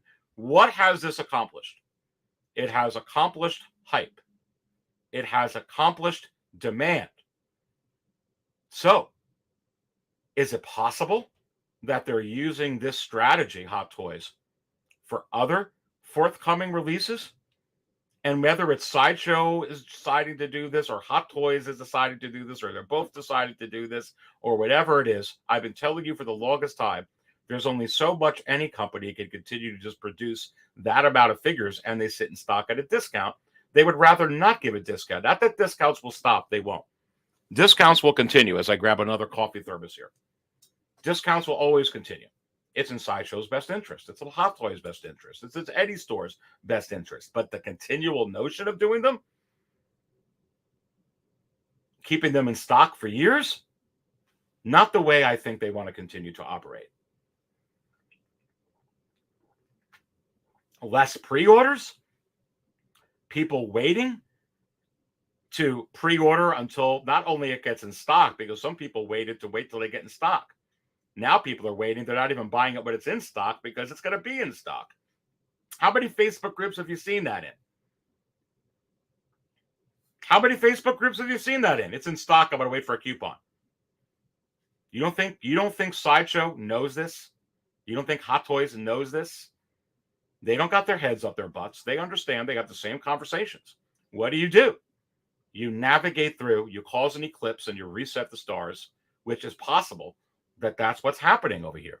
So right here, in and of itself, not only did you create hype with this, you created hype for Hot Toys. Not only did you create hype for this and Hot Toys, now you've created hype for the next Hot Toy. Look, people are talking about if they're going to do this with Riva, and Riva has nothing to do with the arena suit Boba Fett. It's not even in the same timeline.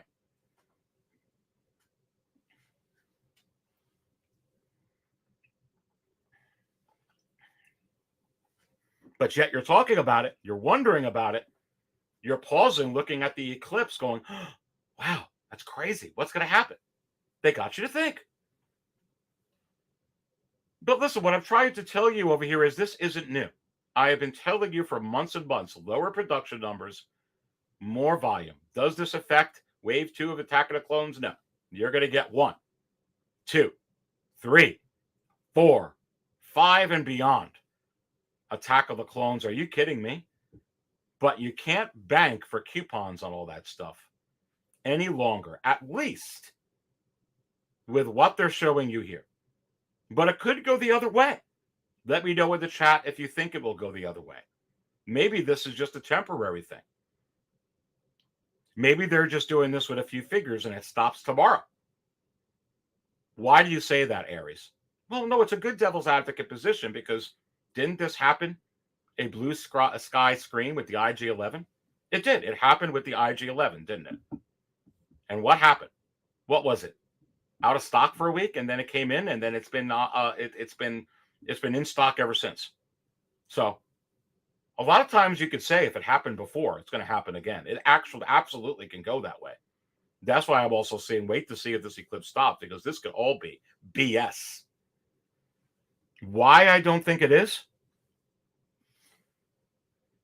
because I think if you need to change the game and you have to realign the stars, you could only cry wolf so many times. If things are going to go on waitlist, but then it's really not on waitlist, it's like the boy crying wolf. Eventually, the wolf is here. Yeah, okay, sure.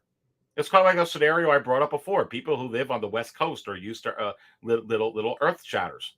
They go about their day. They keep talking like you and I are.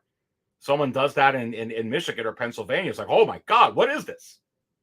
But eventually, if this just keeps happening and then you're told this is the norm, you're not going to even buy it. You're not even going to recognize it. Oh, look, this went on waitlist. This has a blue screen. Oh, yeah, whatever. It won't in a week. So I don't think that it's a ploy. It could be. I don't think it's a ploy. And I've said this before, too. Sideshow is a very respectable company. And a company I've never had a problem with. And I think that they do overall a great job. But they have their problems like every other company, but they're good. Buying figures, I don't have any bad experiences. I think they're good. They're very good at what they do. And honestly, a company of that magnitude, they're dealing with so much more than one figure. They're not sitting there sweating the quarter scale Boba Fett.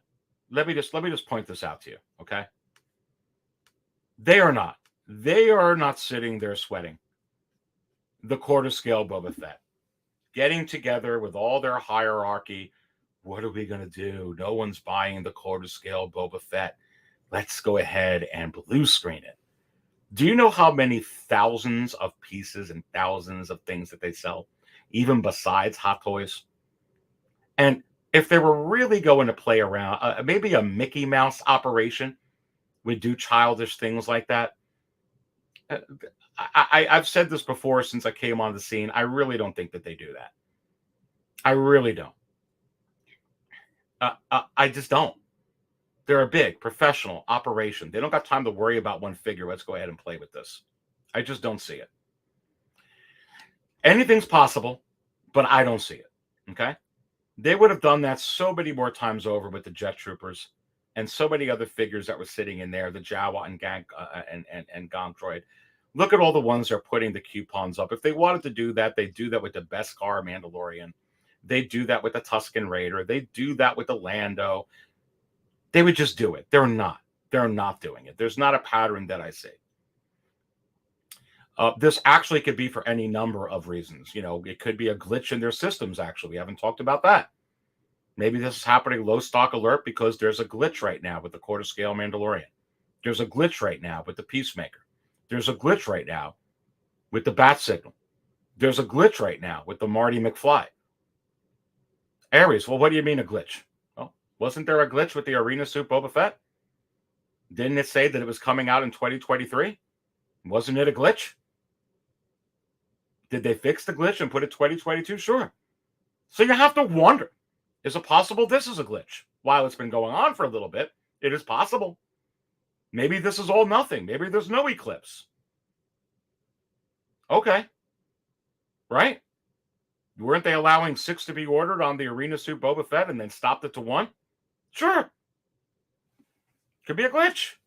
I think a lot of days have passed since this is happening. You may have it fixed right now. It might have been addressed. But that's possible. So I'm just bringing up all kinds of possibilities, like the Blue Sky IG-11. That was what? Wasn't it out of stock for a week and then it's been up ever since? But I think that these are different times. I think that these are a different climate. We're in a global recession, if you will. We're still in COVID. It's tumultuous times. It's times where companies have to adjust. It's a time of where things that happen have to adjust. So there's so many ways that this could be. It could be a glitch. It's possible. Even if you say it's a 1% chance, it's still a chance. Yes, there's probably a 1% chance then that they're playing with us. There is. I don't think that they are being that big of a company with the thousands that they sell, that they're worried about one figure. Again, if they do that, they should be doing it with the freaking Beskar Mandalorian and the Jet Troopers because they've been in there forever. They don't do it with those. I don't. So maybe it's more of a system glitch. I would believe that happened with the Arena Suit Boba Fett. Not only with one system glitch, but 2. The amount that they're allowing on pre-order and the time that they put it in. So that is possible. Where I think it's more likely is the fact of the conversations, and I see super chats in there and different chats. I'm going to get to it. I think it's more likely probably that they have to stop the notion of people not pre-ordering, but it's not just not pre-ordering. They're not ordering when they're in stock. And they're not ordering when they're in stock because if you wait for some months, you're going to get 25% off, 10% off, 15% off, free shipping, right? They know this, and they're going to continue to do that because there are companies that do that. But just like Walmart would adjust, just like Target would adjust, just like Costco would adjust, just like Best Buy would adjust, they're all going to adjust. They're not going to continue. It's just not feasible, and I think that that's what you're seeing here. For sure. I really, really do. Brother Cousins Toy Reviews is in the house, and hit the like button as I read Jay. So how many of you enjoyed having Jay here on Monday Night Raw this coming past week? It was great to have him in here back on the paddle. I'm looking to having Jay, Brother Cousins, everybody on that paddle in a whole lot more. Good to have him back and good to have him in here today. Brother Cousins, I think you had an epic show last night where I was out at my gym, so I didn't get a chance to watch it yet. So looking forward to it, but I heard it was epic. But Jay, let's read this here. I think Sideshow are now getting smaller batches to save money and to avoid items sitting in stock. Yeah, no, Jay, a lot of people have been commenting in here, and I think that every comment that I have seen, they all have viability. That's why I've been bringing up so many different scenarios of what this could be. But I think that you hit it on the head. Let me read it again. I think Sideshow is now getting smaller batches to save money and to avoid items sitting in stock. I think that that is a big, big thing of what is going on. When you do buy stock, you have something what they call inventory, right, Jay? And when you have so much inventory is good. You need inventory to be able to service customers. You need inventory to be able to sell merchandise. But sometimes if you have too much of an excess of inventory, you can't recuperate the money you spent on that inventory. You want to be able to recuperate that money a lot of times, at least in a fiscal year, right? Right, Jay? You want to, in a fiscal year. With some of those figures that are discounted, that fiscal year of when they went ahead and budgeted that through is over. And they're trying to recoup that money from the years past. And a lot of times, I'm not saying this with them, it could be other companies that turns into cost savings and stuff like that, where it's like, hey, we got to recoup that. They don't want to continue on that venue. You're 100% right, brother. I think that that is quite possibly one of the aspects that is going on. I think the other aspect of what is going on, brother Cousins, is if they're just going to wait to sell these at a discount, where you're still going to get discounts, and I think you're never going to know. Like Sideshow has those awesome events. They have discount codes. Sometimes you get a discount code. Sometimes they just put an offer on there for an event. That's going to continue. But I think the way that they've been doing it, if everybody's just like, oh, there's not a Jay, what I'm asking you is, and go ahead and respond. In addition to what you're saying, if I know for a fact that I could buy the Tusken Raider when it comes out, but I know if I just wait a few months, I'll get it $30 cheaper, ain't I going to wait? I'm going to wait. And I think that that's part of it. I think they want more of a mystery of when they're going to give a discount or when I'm going to get a code or to build up points. So I think that that's part of it too. And I think that there's a third part, and that we know what you all think, where again, I'm showing right here, this arena suit Boba Fett. When there's less supply, what is the adverse reaction? Demand. So if you increase supply, you decrease demand because there's enough supply. How much demand is there right now for the Tusken Raider? You lower supply, you increase demand. And what they've done right here is they've done that even with future announcements for Boba Fett and other figures that we don't even know about yet, in a way. I really appreciate that super chat, baby. Whenever someone drops one, I drop one of these. Come on. Love brother Cousins. Come on. And let's put in some of these other comments in here. Collecting madness. At the end of the day, Sideshow and Hot Toys have stayed in business for a reason. They are smart and always have us talking and guessing.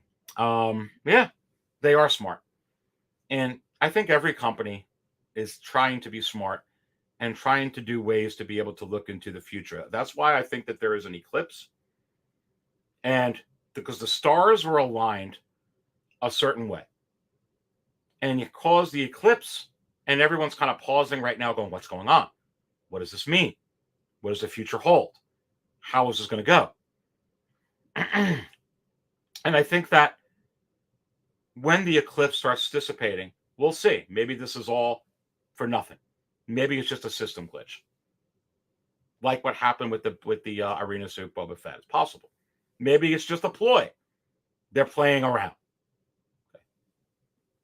Maybe it's just for a few figures and doesn't really mean anything. Okay, but maybe it means something.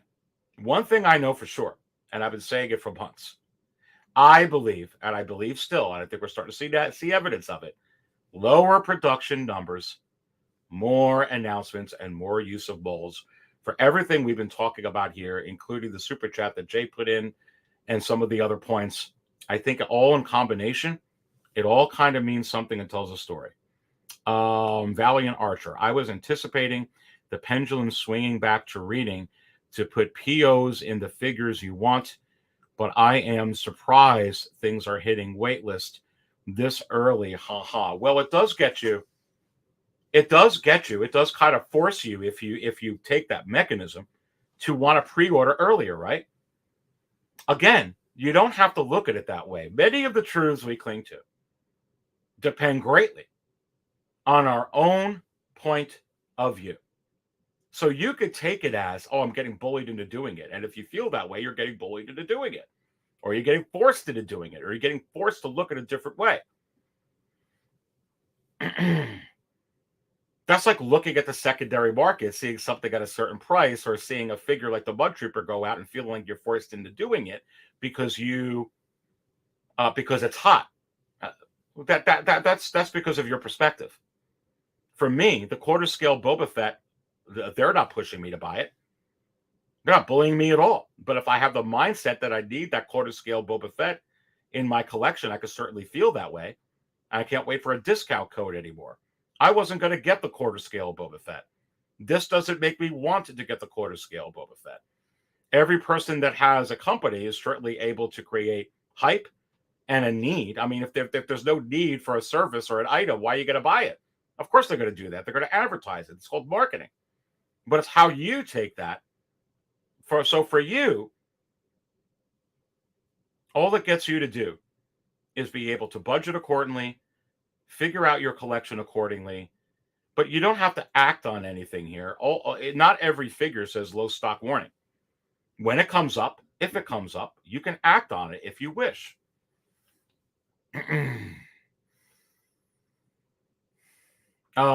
Putting this up from Hot Toys Hotline on the Hot Toy exclusives from last year. Sideshow seems to be doing their numbers right now and consolidating. Absolutely.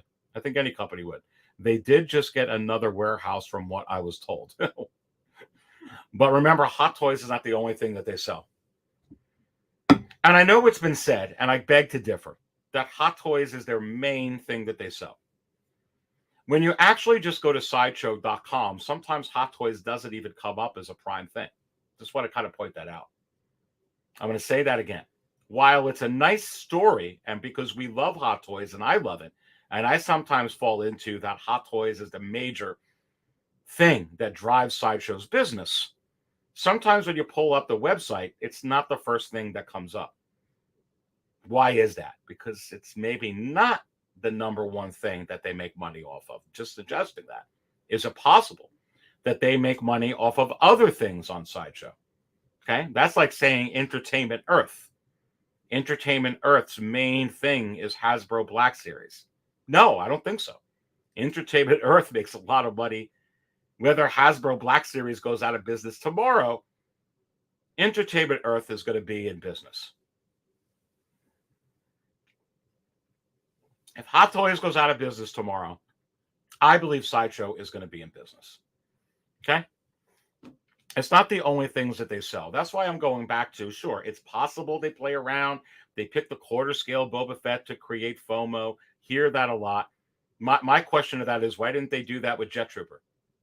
Why didn't they do that with the Jawa Gang Droid? Why haven't they done that with the Tusken Raider? Why haven't they done that, please, goodness gracious, with both versions of the best car, Mandalorian? It doesn't make sense to me.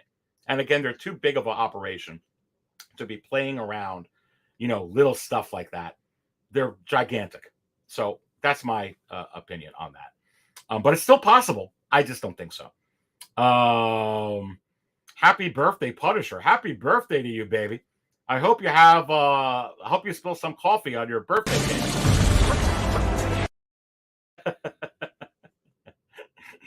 I love to kid around in here. Valiant Archer saying, I was anticipating the pendulum swinging back to needing to put POs in for figures you want, but I am surprised things are hitting waitlist this early. Yeah, no, absolutely. Absolutely, for sure.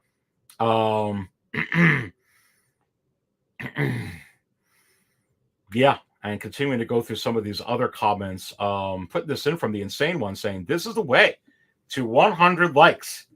Did you just say this is the way? I think we played this clip a couple of times already. This is the way.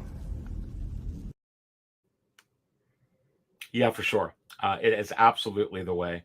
Thank you so much. And subscribe to 6 Scale Cantina. Absolutely, if you want. His tapeworm thanks you. Do appreciate the support. Is it possible? And I say yes. And Collecting Madness goes, I say yes to a refill. Commander Gree, what's going on, my friend? Hey, Aries, hope you're doing well. Hope you're doing well, too. I hope everybody's doing well here on this Labor Day weekend. Nathan Henderson's in here. What's up, Nathan? I bet Sideshow makes more money on statues, particularly their statues. They probably do. How much do they make off their Sideshow figures? They probably make a good penny. They have so much stuff on there, to be honest with you. Just like Entertainment Earth. I know they got other things, Entertainment Earth, but kind of a different type of vibe. But yeah, I mean, they do. I mean, Hot Toys is not their only game. It's a big game. I'm sure it's a big part of their business, but not a big, not the whole thing, at least in my view anyway, or it's possible anyway. Michael Hood says, you can't play that clip enough. This is the way. I know. This is the way. Insane one. Commander Gree reporting for duty. Where's the WPS, the Wallet Protection Services, which was established by the 808 Michigan Jedi? So that's my take on what's going on over here. We're going to have to keep an eye. We're going to get into the Riva now. With this Eclipse, I mean, we're going to have to keep an eye on it. And, you could see the banner right here. I think it's an appropriate banner. It is an eclipse right now. It's a market eclipse. The stars were aligned for a certain way of thinking this past year. You don't have to pre-order at all. Not only do you don't have to pre-order, you can wait for it to get in stock.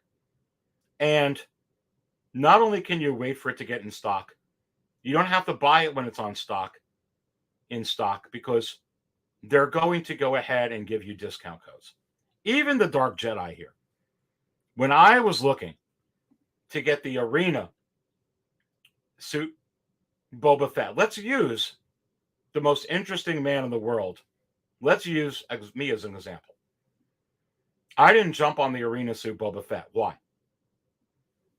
Well, first it said 2023, so I decided to use data. Oh, I don't got to get it till. That's going to be around for a while. I don't got to pre-order it now. Okay. B, you can get 6 at a time. Oh, they got plenty of those. You start. Even I was believing in that narrative. How do you change that narrative? How does Walmart change a narrative? How does Target change a narrative? How do you change a narrative? By having an eclipse and then realigning the stars outside of that so we think differently. Now, all of a sudden, we're wondering, maybe we should pre-order early. Maybe there won't be a whole lot in stock once it gets in stock. So it has you change your thinking. But nonetheless, I saw no other way to continue without lower production numbers, but a higher volume of announcements, which in many cases can actually increase revenue in some cases, which is what I think that they're doing on both sides. Anyway, isn't that banner cool? Almost 80 in here. Go ahead and smash the like button. You're watching it impromptu here at Labor Day weekend. What about the Riva? I want to get your impressions. What do you gals and guys think of this figure? I looked at it. I did look at some of the pictures this time because I wasn't able to go live the last few days, and I'm actually going to be going live a little bit less, to be quite honest. But you'll always get me on Monday night, for sure, and you'll get me here whether it's always on Saturdays or something like this. But it's a lot. But anyway, I want to talk about this. Let's pull this up. Let's go ahead and pull this up to the screen, and I want to actually see as I go ahead and pull up Riva. I want to pull up the production photos. I'm going to pull Facebook up over here. Let's get to Hot Toys. Oh, there's Hot Toys right there. Hot diggity damn. And there's the Riva. Let's pull this up. And I didn't get to talk about this. When did this come out? Last night? The other night? I don't know. Jay, are you still in here, brother Cousins? If you're watching, I know you sent the super chat. You may have. I didn't get to watch your show yet. What do you think of this figure, Jay? Jay, you may even put up a review. I know some of you did. Some of the channel creators. What do you think of Riva? Wow. Let's look at the head sculpt here, boys and girls. I want to talk about this. Let me know, and I'll put up your comments. Whether you like her or you don't like her, I'll pull up the comments. Keep it respectful. Whether you think this figure is good or not good, I'll pull up the comments. Keep it respectful, or I won't. I'll be honest with you, this is scary good. This is scary good. I mean, wow. Look at the attention to detail. Look at the likeness of this actress. And someone again remind me who this actress is. It's just escaping my brain. But the third sister here looks absolutely epic. And it's not a dead stare.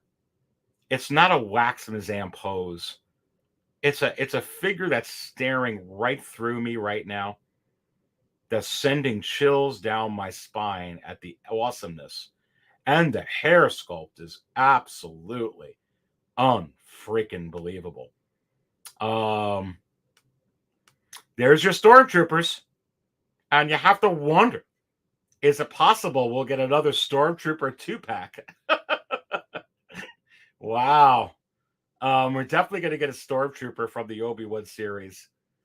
But, man, look at this outfit. Man, the torso, arms, wow. But look at that head sculpt, man.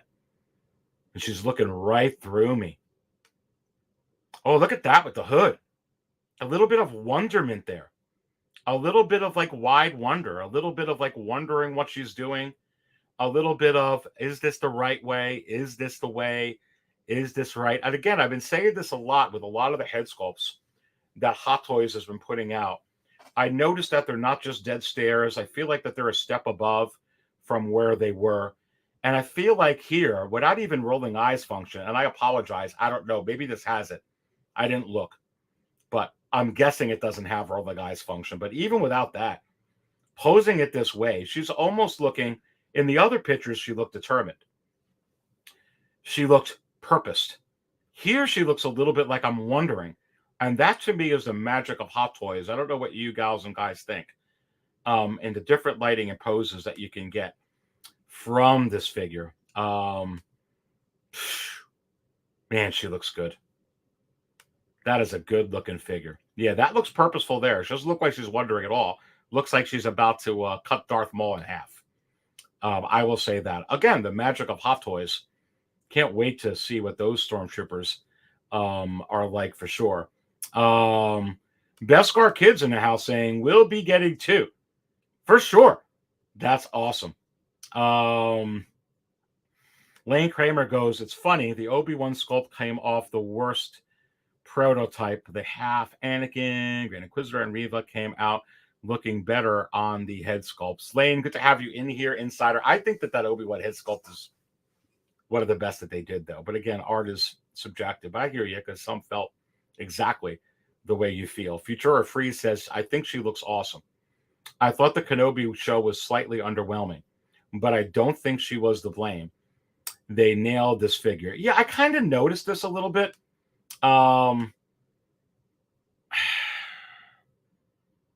Yeah, she's I agree with you. I don't think that she was to blame at all. I think she was, my personal opinion, I loved her in the show. I think her arc towards the end was a little interesting to me, but that's not her fault. But that's it's the arc not only affected her, it affected Darth Vader. Not only affected her and Darth Vader, affected Obi-Wan. Not only affected her and Darth Vader and Obi-Wan, affected the Grand Inquisitor. So I don't know. I totally agree with you on that.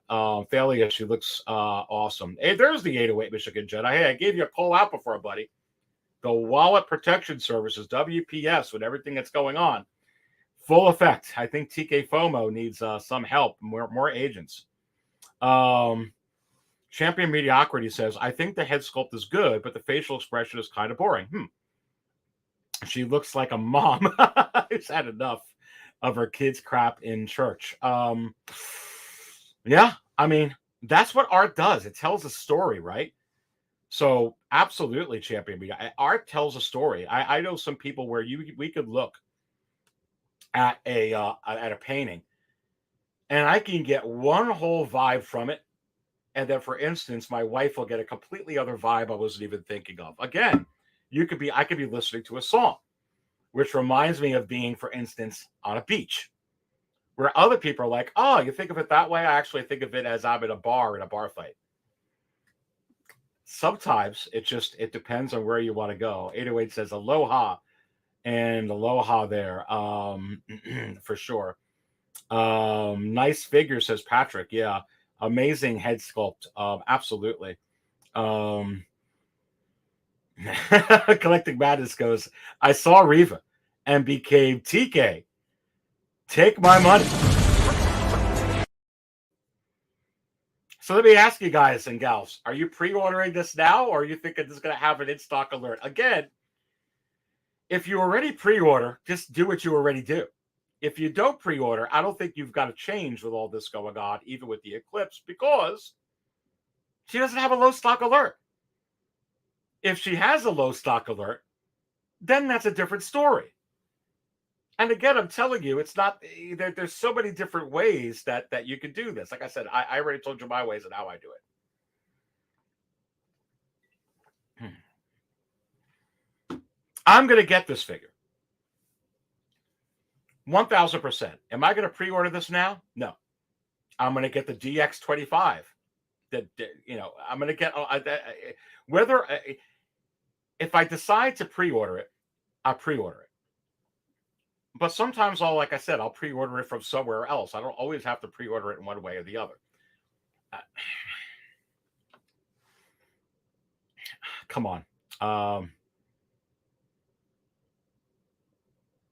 Collecting Matters says the amount of stuff that Sideshow has on, besides Hot Toys, also crazy when you think about it. I know.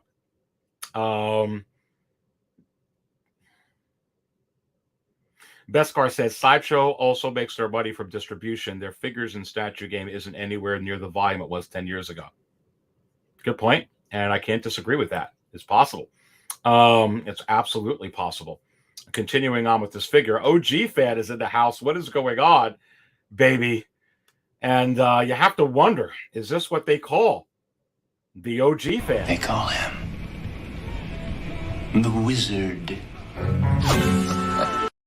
All right, so if I'm missing some of your comments on what you think of this Riva, I'm not ignoring it. Just continue to go. I'm only one guy here setting the controls at the heart of the sun. Just go ahead and repost it.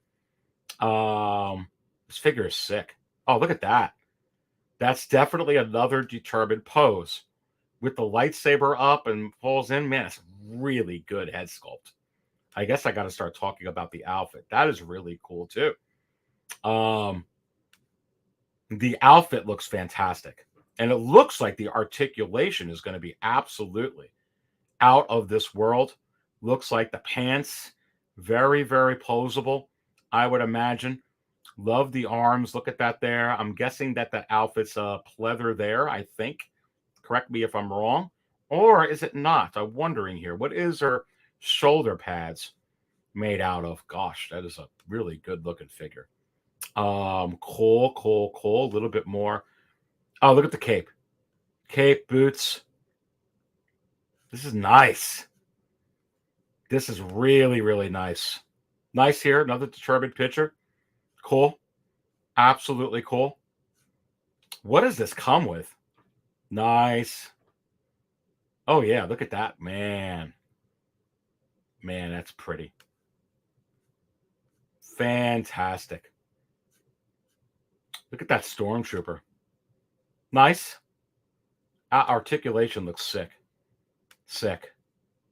Yeah, I could tell the way that she's standing there in like a horse stance almost. If you know some things about martial arts, you could really, I think I like this material that this figure is going to be out of. Okay, cool.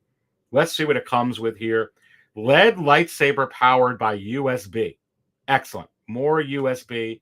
Oh, look here. Who are these holograms of? That's the Raiden Kung Lao looking. What is that? The 5th brother, the 90th brother, the 10th uncle, whoever that is. Wow. Sometimes when they put out these holograms, is it possible that that's a sign that figure is coming? And I actually do think that we're going to get the other 2 Inquisitors personally. I really, really do. Love the wear and tear on the boots. I kind of like that. What's the price on this sucker? Let's go ahead and go to Sideshow now and actually say, what is the price with everything you get here? Let's actually read everything that it comes in. Make sure you hit a like button. Let me know what you think of this Riva. Let me know what you think of the price. Oh, she made it all the way up to number 5 with Star Wars right behind the Luke. Okay. We'll see if she passes the Grand Inquisitor. Oh, look at this. Labor Day sale. 10% off in-stock items this weekend. I wonder if some of these Star Wars Hot Toys or Hot Toys in general will have that. I think someone asked me earlier, will that make some of them go on waitlist? I don't know. I think they have quite a bit of some of these. And I think that's why you're not going to have quite a bit of some others. Expected to ship October 2023, March 2024, so a 6-month span. So this will make number 20. Pre-orders for 2023, and I guess I'll have to update 6-scale Cantina. But more importantly, 260 smackaroos. Wow. Great price. Let's see what it comes with. What's included in the box? Weapons, 1 lead-lighted red double-bladed lightsaber, power operated. Okay. 1 pair of red-colored lightsaber blades, 1 full-circle lightsaber hilt. All right, so the accessories, 1 fifth brother miniature. I think we're going to get the 5th brother. 1 Obi-Wan miniature. 1 holo projector. So you get the holo projector, 2 miniatures, lead lightsaber, and this head sculpt, and $260. And is this a good price? And I say, hell yes. Good on Hot Toys, good on Sideshow. Very, very nice indeed. I think that this is well worth the price, and an epic announcement from Hot Toys for Star Wars for sure. Let's go ahead and get into the chat. Some of these things. 808 Michigan Jedi. So we're looking at a year and a half before she finally ships out. Yeah. I don't know, dude. Is it going to be like even more? Is it 2 years? But let me ask you, haven't we been dealing with that 808 for like forever? I mean, even I'm trying to go back before COVID. I mean, I think we do. It's a problem. I don't like waiting that long. I'll be honest with you. It's so freaking long. But I think that's how you had to wait anyway. It's always been like a year and a half. I think for Marvel, right? Weren't we waiting for like cable for like 5 years? It's ridiculous. That was way before COVID. Wasn't Rise of Skywalker out 5 years ago? I don't know. Dude, it's a good point. I mean, we're looking long. I mean, honestly, I wish these would come out like so quick, dude. I really do. And 808, I don't think I filled you up, baby, at table 88. I know who you're sitting with, baby.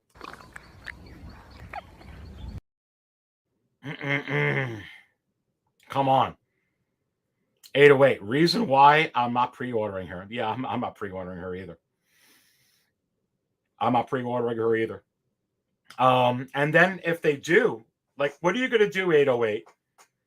What are you going to do if low stock alert? Like, people ask me, what am I going to do with the quarter scale Boba Fett? Wasn't getting it anyway, so it doesn't no skin off my back. But a lot of times, if it's a figure that I really want, if I don't pre-order from Sideshow, put it to you that way, I'm going to pre-order it off my local comic shop, local comic shops, online distributor. I mean, that's not the only game in town. I mean, you can go to sideshow.com and see all their official distributors. So they're always going to get their allotments, I think, anyway. I mean, unless something changes. I mean, that's, you know, pre-orders for you. If you buy just off them, that's not a pre-order notice for the people that actually sell Hot Toys figures. I mean, you know, last time I checked, I don't think Sideshow has like a store or stores in the malls across the world, right? I mean, you got to go to like different places to pick them up, right? So, does Sideshow have a secret base I don't know about somewhere here in the U.S.? So I agree. You know, for me, it's hardly no change. To be honest with you, that's what I've been talking about. 808 says, don't think she'll go low stock. Collectors are half and half on her, so she will be available. Very possible that could happen.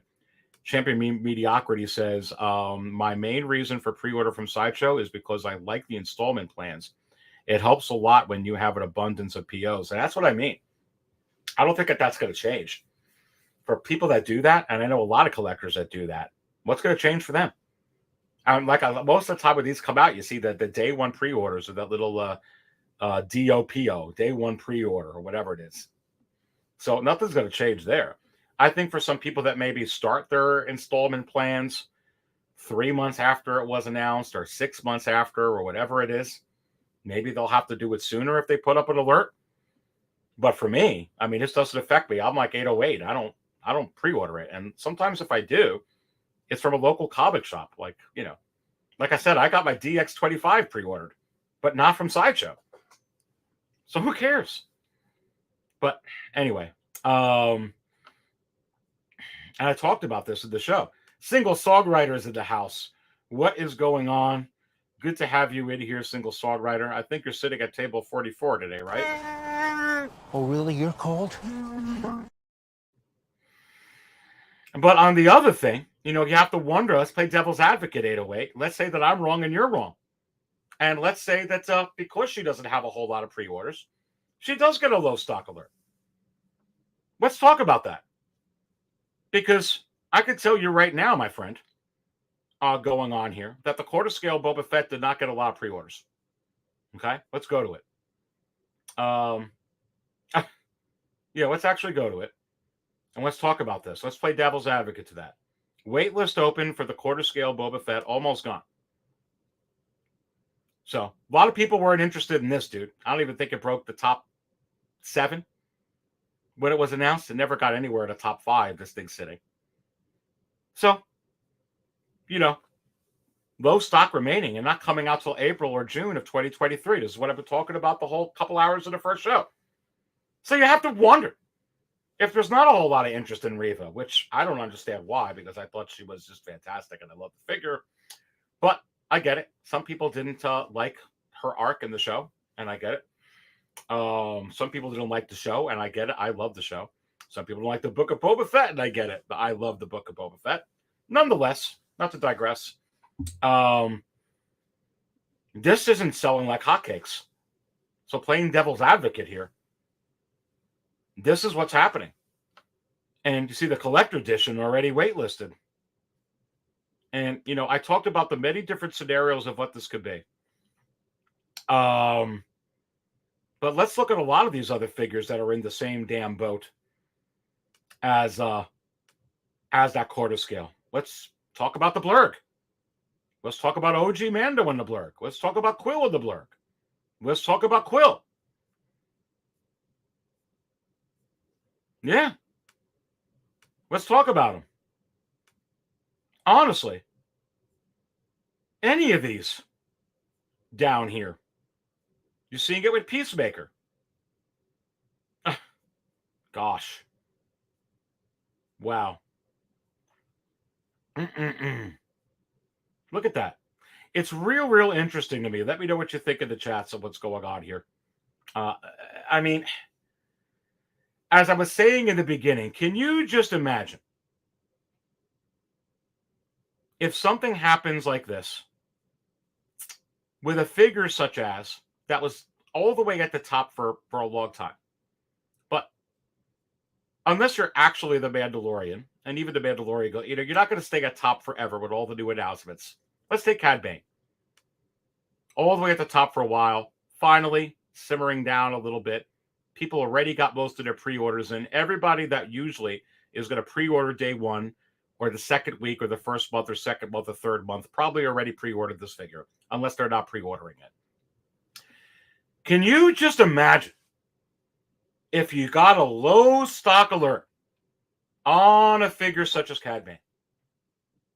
You talk about sending a message out there that you don't need to wait for a coupon on Cad Bane. That you don't got to wait for a coupon for a discount on this figure. Because what has been happening, and I'll say this to circle around again, you have to wonder about that conversation. The stars have been aligned where, oh yeah, let's get the Riva, not with the Riva, but get the Cad Bane. And I'm not going to pre-order it. I'll wait till it gets in stock. Furthermore, I'm not even going to get it when it gets in stock because I'm just going to wait like I have on a Tusken Raider for a 5% discount or $5 shipping or free shipping or 25% off. And I think that they're at the point where it's possible that they're done with that kind of thinking. And that's why you cause an eclipse, which is what's happening right now in the market. And then once the eclipse subsides, the stars are aligned differently. So if they do that with a figure like this, if they do that with a figure like the C-3PO, all die-cast from Attack of the Clones, you want to talk about a change in thinking. Okay? Because it doesn't look like with that quarter scale Boba Fett, unless this is just a very short-term thing, that you're going to be able to wait for a discount on that quarter scale Boba Fett. Because they're just not making that many for you to get a discount. So if you want it, cough up the $615 or don't get it. And I think that that's a possibility. And as I mentioned before, I think another possibility is just a glitch. And again, why is it just a glitch? Well, they had a glitch with the arena suit Boba Fett, right? Didn't the arena suit Boba Fett say 2023? That said there was a glitch, and now it said 2022? Okay. So if it happened before, it can happen again. Weren't you allowed to buy 6 at a time, and then it was just 1? Oh. So maybe with this Peacemaker, maybe with this quarter scale Boba Fett, maybe with the Marty McFly, maybe with this, maybe with that, it's all glitches. You can't say that it's impossible. They've been having them. I think after all these days that passed, we probably would have got some clarity for that by now. But you have to wonder. It also happened before with the IG-11. Remember, it was out of stock for about a week. Everybody freaked out. Then it got back in stock and has been in stock for a year or whatever it's been. So it could be that again. So I'm not saying that it's not. Or is it the fact that they've been listening to the conversation, which is the conversation of, I not only have to pre-order, I could wait till it gets in stock. I don't even buy it when it's in stock. I wait for a coupon code. Do you really think that they're that stupid, stupid, that they don't think of these things too? And they don't listen to what's being said. So how do they change the narrative? They change the narrative possibly by causing an eclipse where we're saying, what's going on? And then we're wondering how to navigate this. And I think it's possible that that could be partly what is going on. And what have I been saying for months and months and months? Months and months and months. Lower production numbers, more announcements. With a very, like I said before, and I'll say it again, a very smart man once said, for every action, there is an equal and opposite reaction. There is an action right now where there is a narrative that you will get coupons forever. So for every, what's the reaction to that? We will discontinue coupons forever, which is not going to be the case because that's what companies do. You're always going to get coupons. They have to change it. This is the way of things, guys and gals. So it's possible that that's what's going on. It really, really is.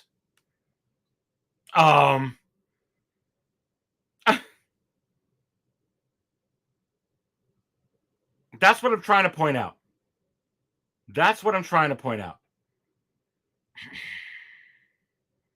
And I think it's very, very important to understand that for sure. For absolute sure. And look at what's happening with the Arena Suit Boba Fett. Arena Suit Boba Fett has lower supply. Lower supply. What is the opposite reaction? Increased demand. That's what you're seeing right now with the Arena Suit Boba Fett. Not only with that figure, but with future Boba Fett reiterations to come. So it's possible that the stars are realigning, and we do have to consider that. We absolutely do, because it's very, very possible. Going into some of these comments over here, let me get your thoughts. There's no wrong thoughts, unless, of course, they are nasty stuff, which I'm not going to put up. But if you want to disagree, agree, put up different opinions, I'm all for it in a respectful way. Our single songwriter goes Riva equals Ray and Dio. Watch and learn. It's very, very possible. Very, very possible. I could see that. 808 says, I think that they'll do a business strategic move by shipping a small amount to see how much the demand would be.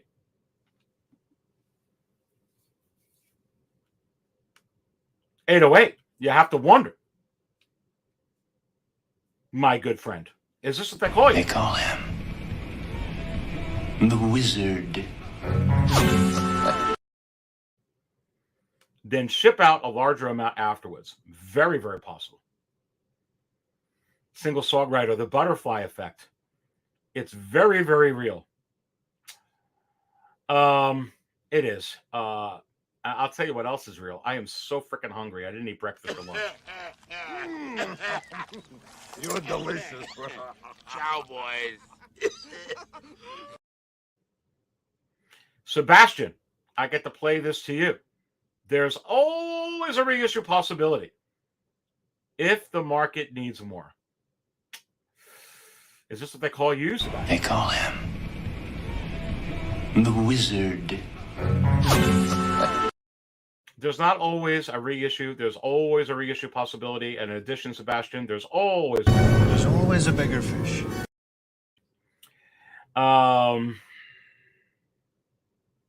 Modest 23 says it happened with Heavy Bando when he came out. Low POs turned to low production, and everyone started waiting one right before he came out. Sure.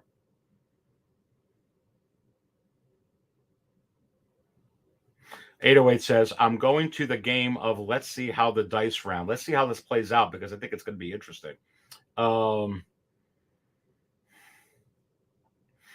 Sebastian Royale says exactly, but even buying for hype, it doesn't make sense. The 1.5 year Riva wait. It does. It takes a long time to get these.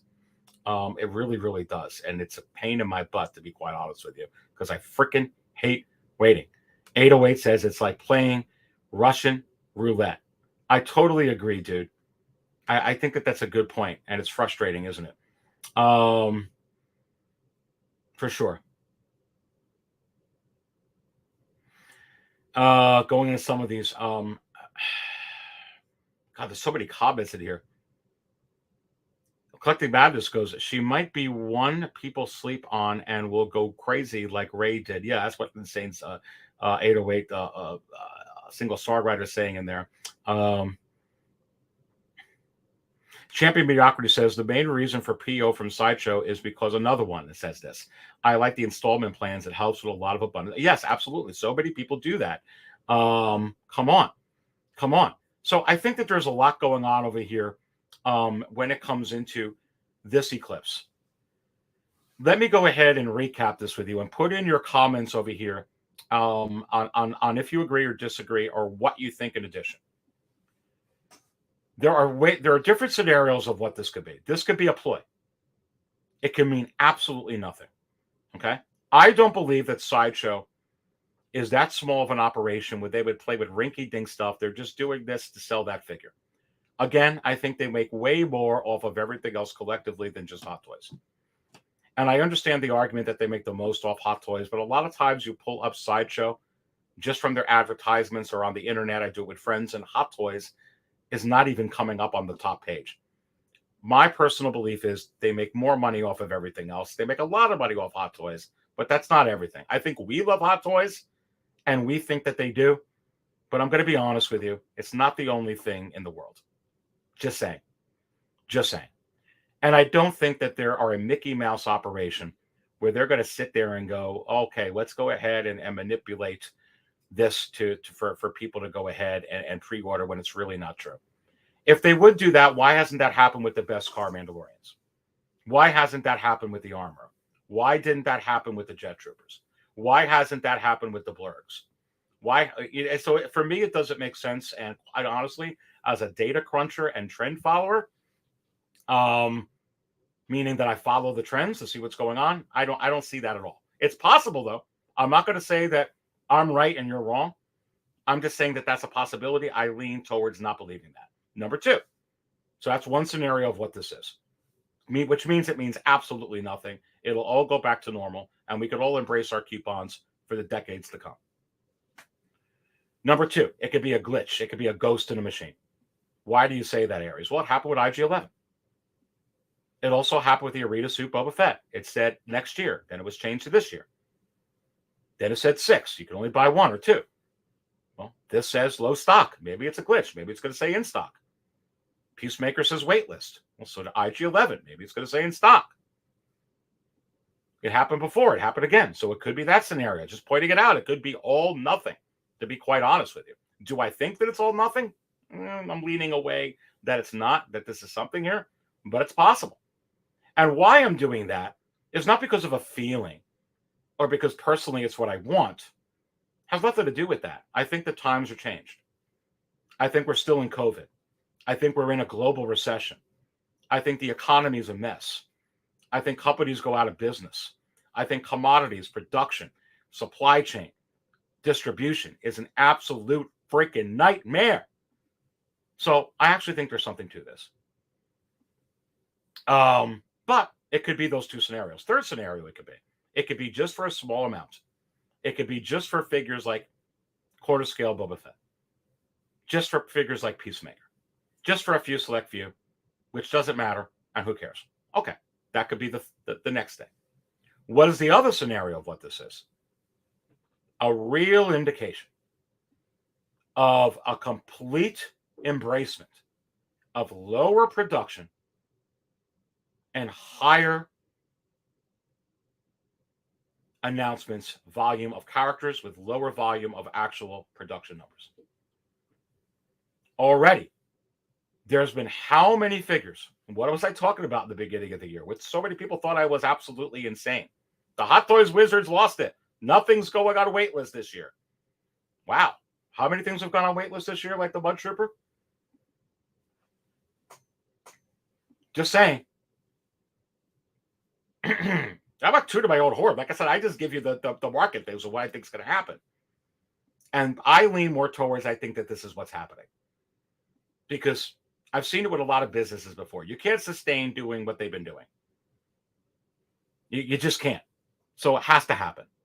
And then with an increased supply comes an increased demand. And an increased demand also correlates to more uses of molds. Forget it, but they've always been doing it with stormtroopers. So it was only a matter of time before they transitioned this to other droids and head sculpts as well. They're already doing it with the Leias. They're already doing it with the Lukes. They're already doing it with stormtroopers.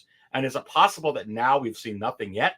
And I say yes, which is why you're going to get your Bespin Han, which is why you're going to get your Endor Han, which is why you're going to get your Hoth Han, which is why you're going to get your Hoth Luke, which is why you're going to get your Bespin Escape Leia, which is why you're going to get your Bouche Leia, which is why you're going to get your Ending Ceremony Leia, which is why you're going to get your droids R2-D2, and why you're going to get your droids C-3PO, and why you're going to get your droids and Boba Fett.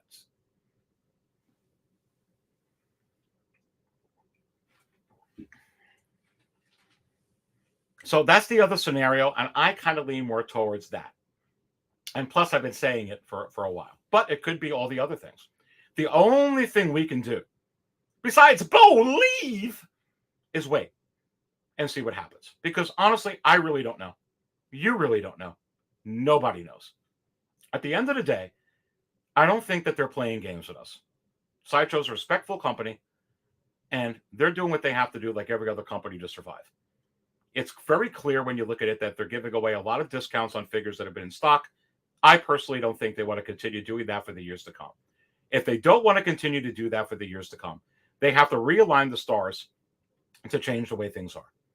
Like I've been saying, lower production, more announcements of figures. And now you're starting to see it possibly, because like I said, it could be a glitch, where they're going to start doing that by making the pre-orders go out of stock well before the time of the pre-orders get released in Hong Kong. What does this also do? It starts really messing with the other toy companies overseas. They've been battling with Toys Wonderland, haven't they? Haven't they been battling with the different people? Isn't there like a war going on? It seems like anyway, with these distributors, this kind of really throws a monkey wrench into that whole mechanism. And a lot of these companies were kind of putting up their boxing gloves and like, let's go ahead and try and fight Sideshow. Let's go ahead and beat them up. And how long do you think they're just going to sit there and take that? How long do you really think that any of these companies are really going to go and do that until some of these bigger companies, go ahead and answer to it and go ahead and kind of rise up and take a look at what's, going on and kind of be a little vocal about it. Who the is that guy? Who the is that?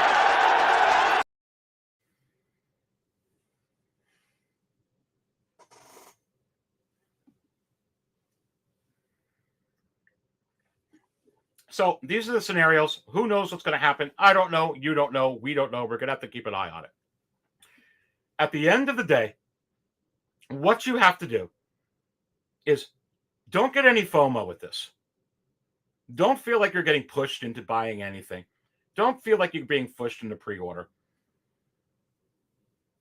It's the same way you navigate everything that's out there. It's the same way you navigate the secondary market. I have people, again, in closing that tell me all the time, Aries, I'm deciding to buy a Moff Tarkin for $550 ship, taxes. What do you all think? Or $500 all in, everything. Great deal, buy it.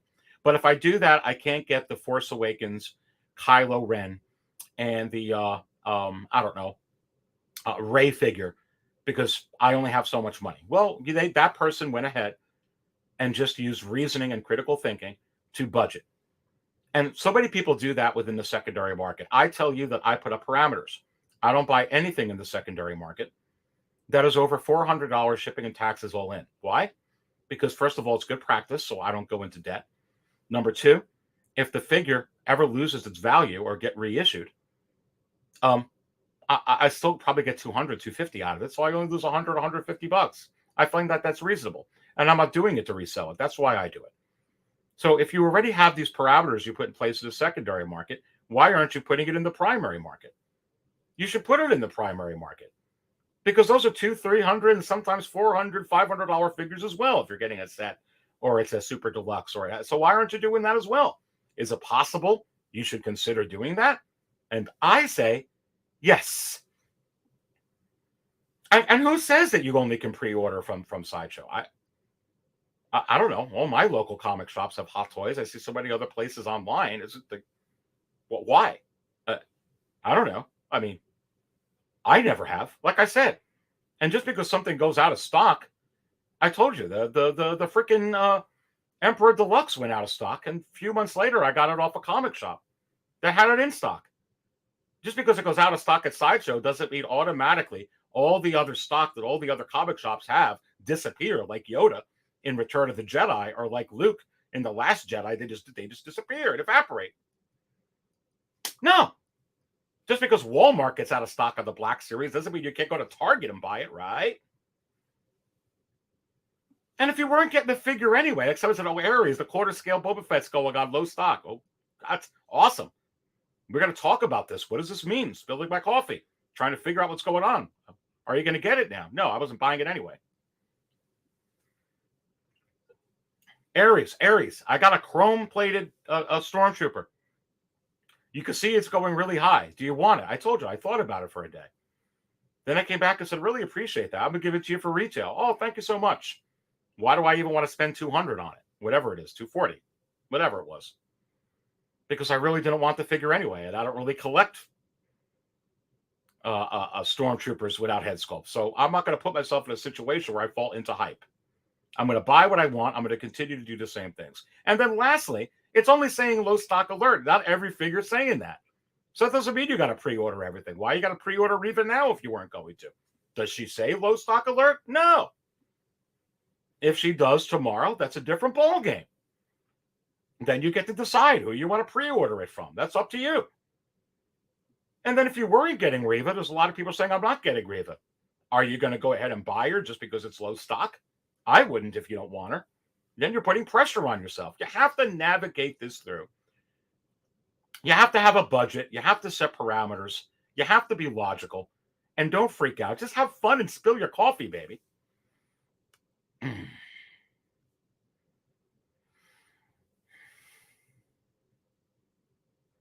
Come on. Polo Ralph says, did you catch Roger Waters on tour? I actually did. I've seen Roger Waters on tour a couple of times. I saw it with Radio Chaos, one of my favorite records of all time. I also saw Roger Waters with, not too long ago. But I'm not only a Roger Waters fan, I'm Pink Floyd fan. I've seen David Gilmour, Mason and Wright before Wright, rest his soul. I love the Division Bell, love Pulse, love the Delicate Sound of Thunder, Momentarily. I love them all. That's a divisive thing too, right? You know, people like Waters like that. I like them all. I totally loved Live 8 in 2008 when they all got together. Let me tell you something, brother. You know what I'm talking about, Polo Ralph Lauren. In 2008, when I saw all four of them back together, I did this. Oh boy, oh boy, oh boy. Yeah. One can dream. Best card. Never FOMO. Always day one from Hong Kong. Well, I mean, absolutely. And some people do that, and they're going to continue to do that. So no sweat off them for that. Come on.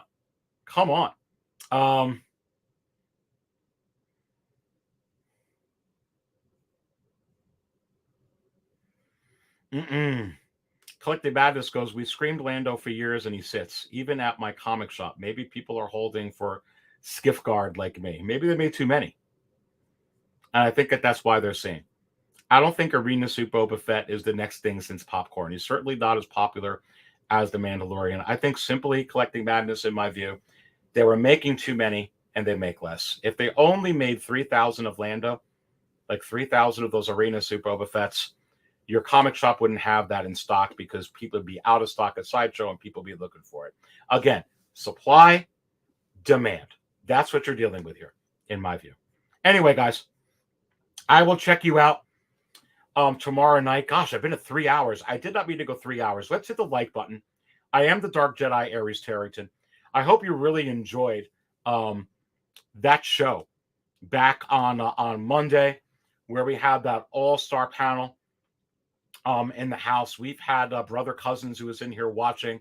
Looking forward to having him on here again. We had Desi Metamorphic Customs in the house. We had Doc Smizzle in the house. We had Anthony 6-Scale Mafia in the house as well. We had Joao Big Bretta in the house as well. Is it possible that the Dark Jedi is going to continue to be having paddles like that and hooking back up? Absolutely. And they'll be continuing to do the solo ones that so many of you asked me for on here for my analysis. And then if you want expanded analysis and heightened thoughts, all you got to do is check out 6scalecantina.com. There's the awesome banner from this show where I talked about this.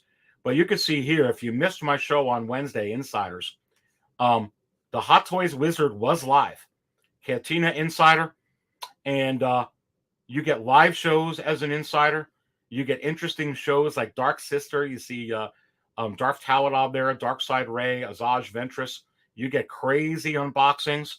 You get Django Fett crazy unboxings. You get all kinds of really, really cool stuff. All you have to do is go to 6scalecantina.com, check out some of the sample banners of shows here, and then just go to that little join button that's in the channel. Click on it. See everything that it comes with. If you want to become a Cantina Insider, I certainly do appreciate your support. Thank you so much. I do give you a whole lot on there. In addition to that, don't forget to bookmark 6scalecantina.com for sure. I will be live this weekend. You can check me out tomorrow night with my regular panel show. So tomorrow, so you don't want to go ahead and miss that. Hot Toys Talk for tomorrow night, Saturday, 6:30 p.m. Eastern.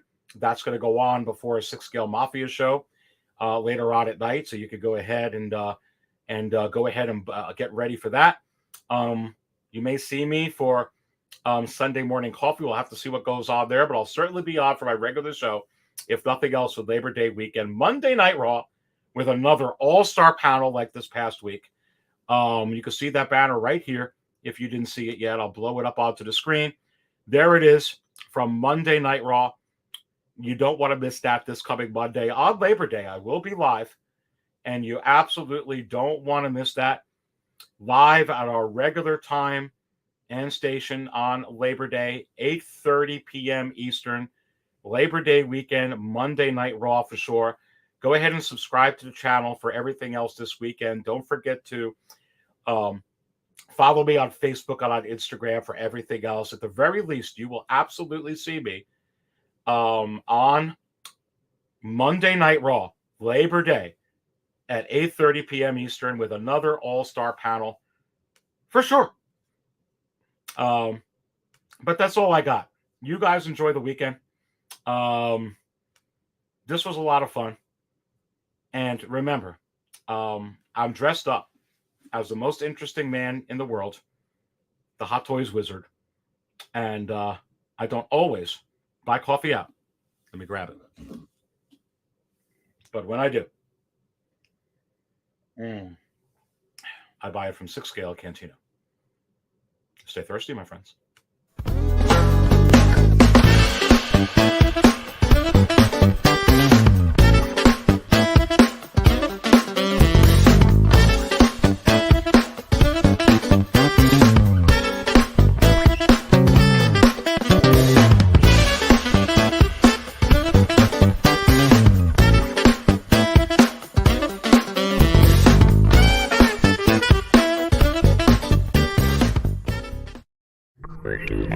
Thank you.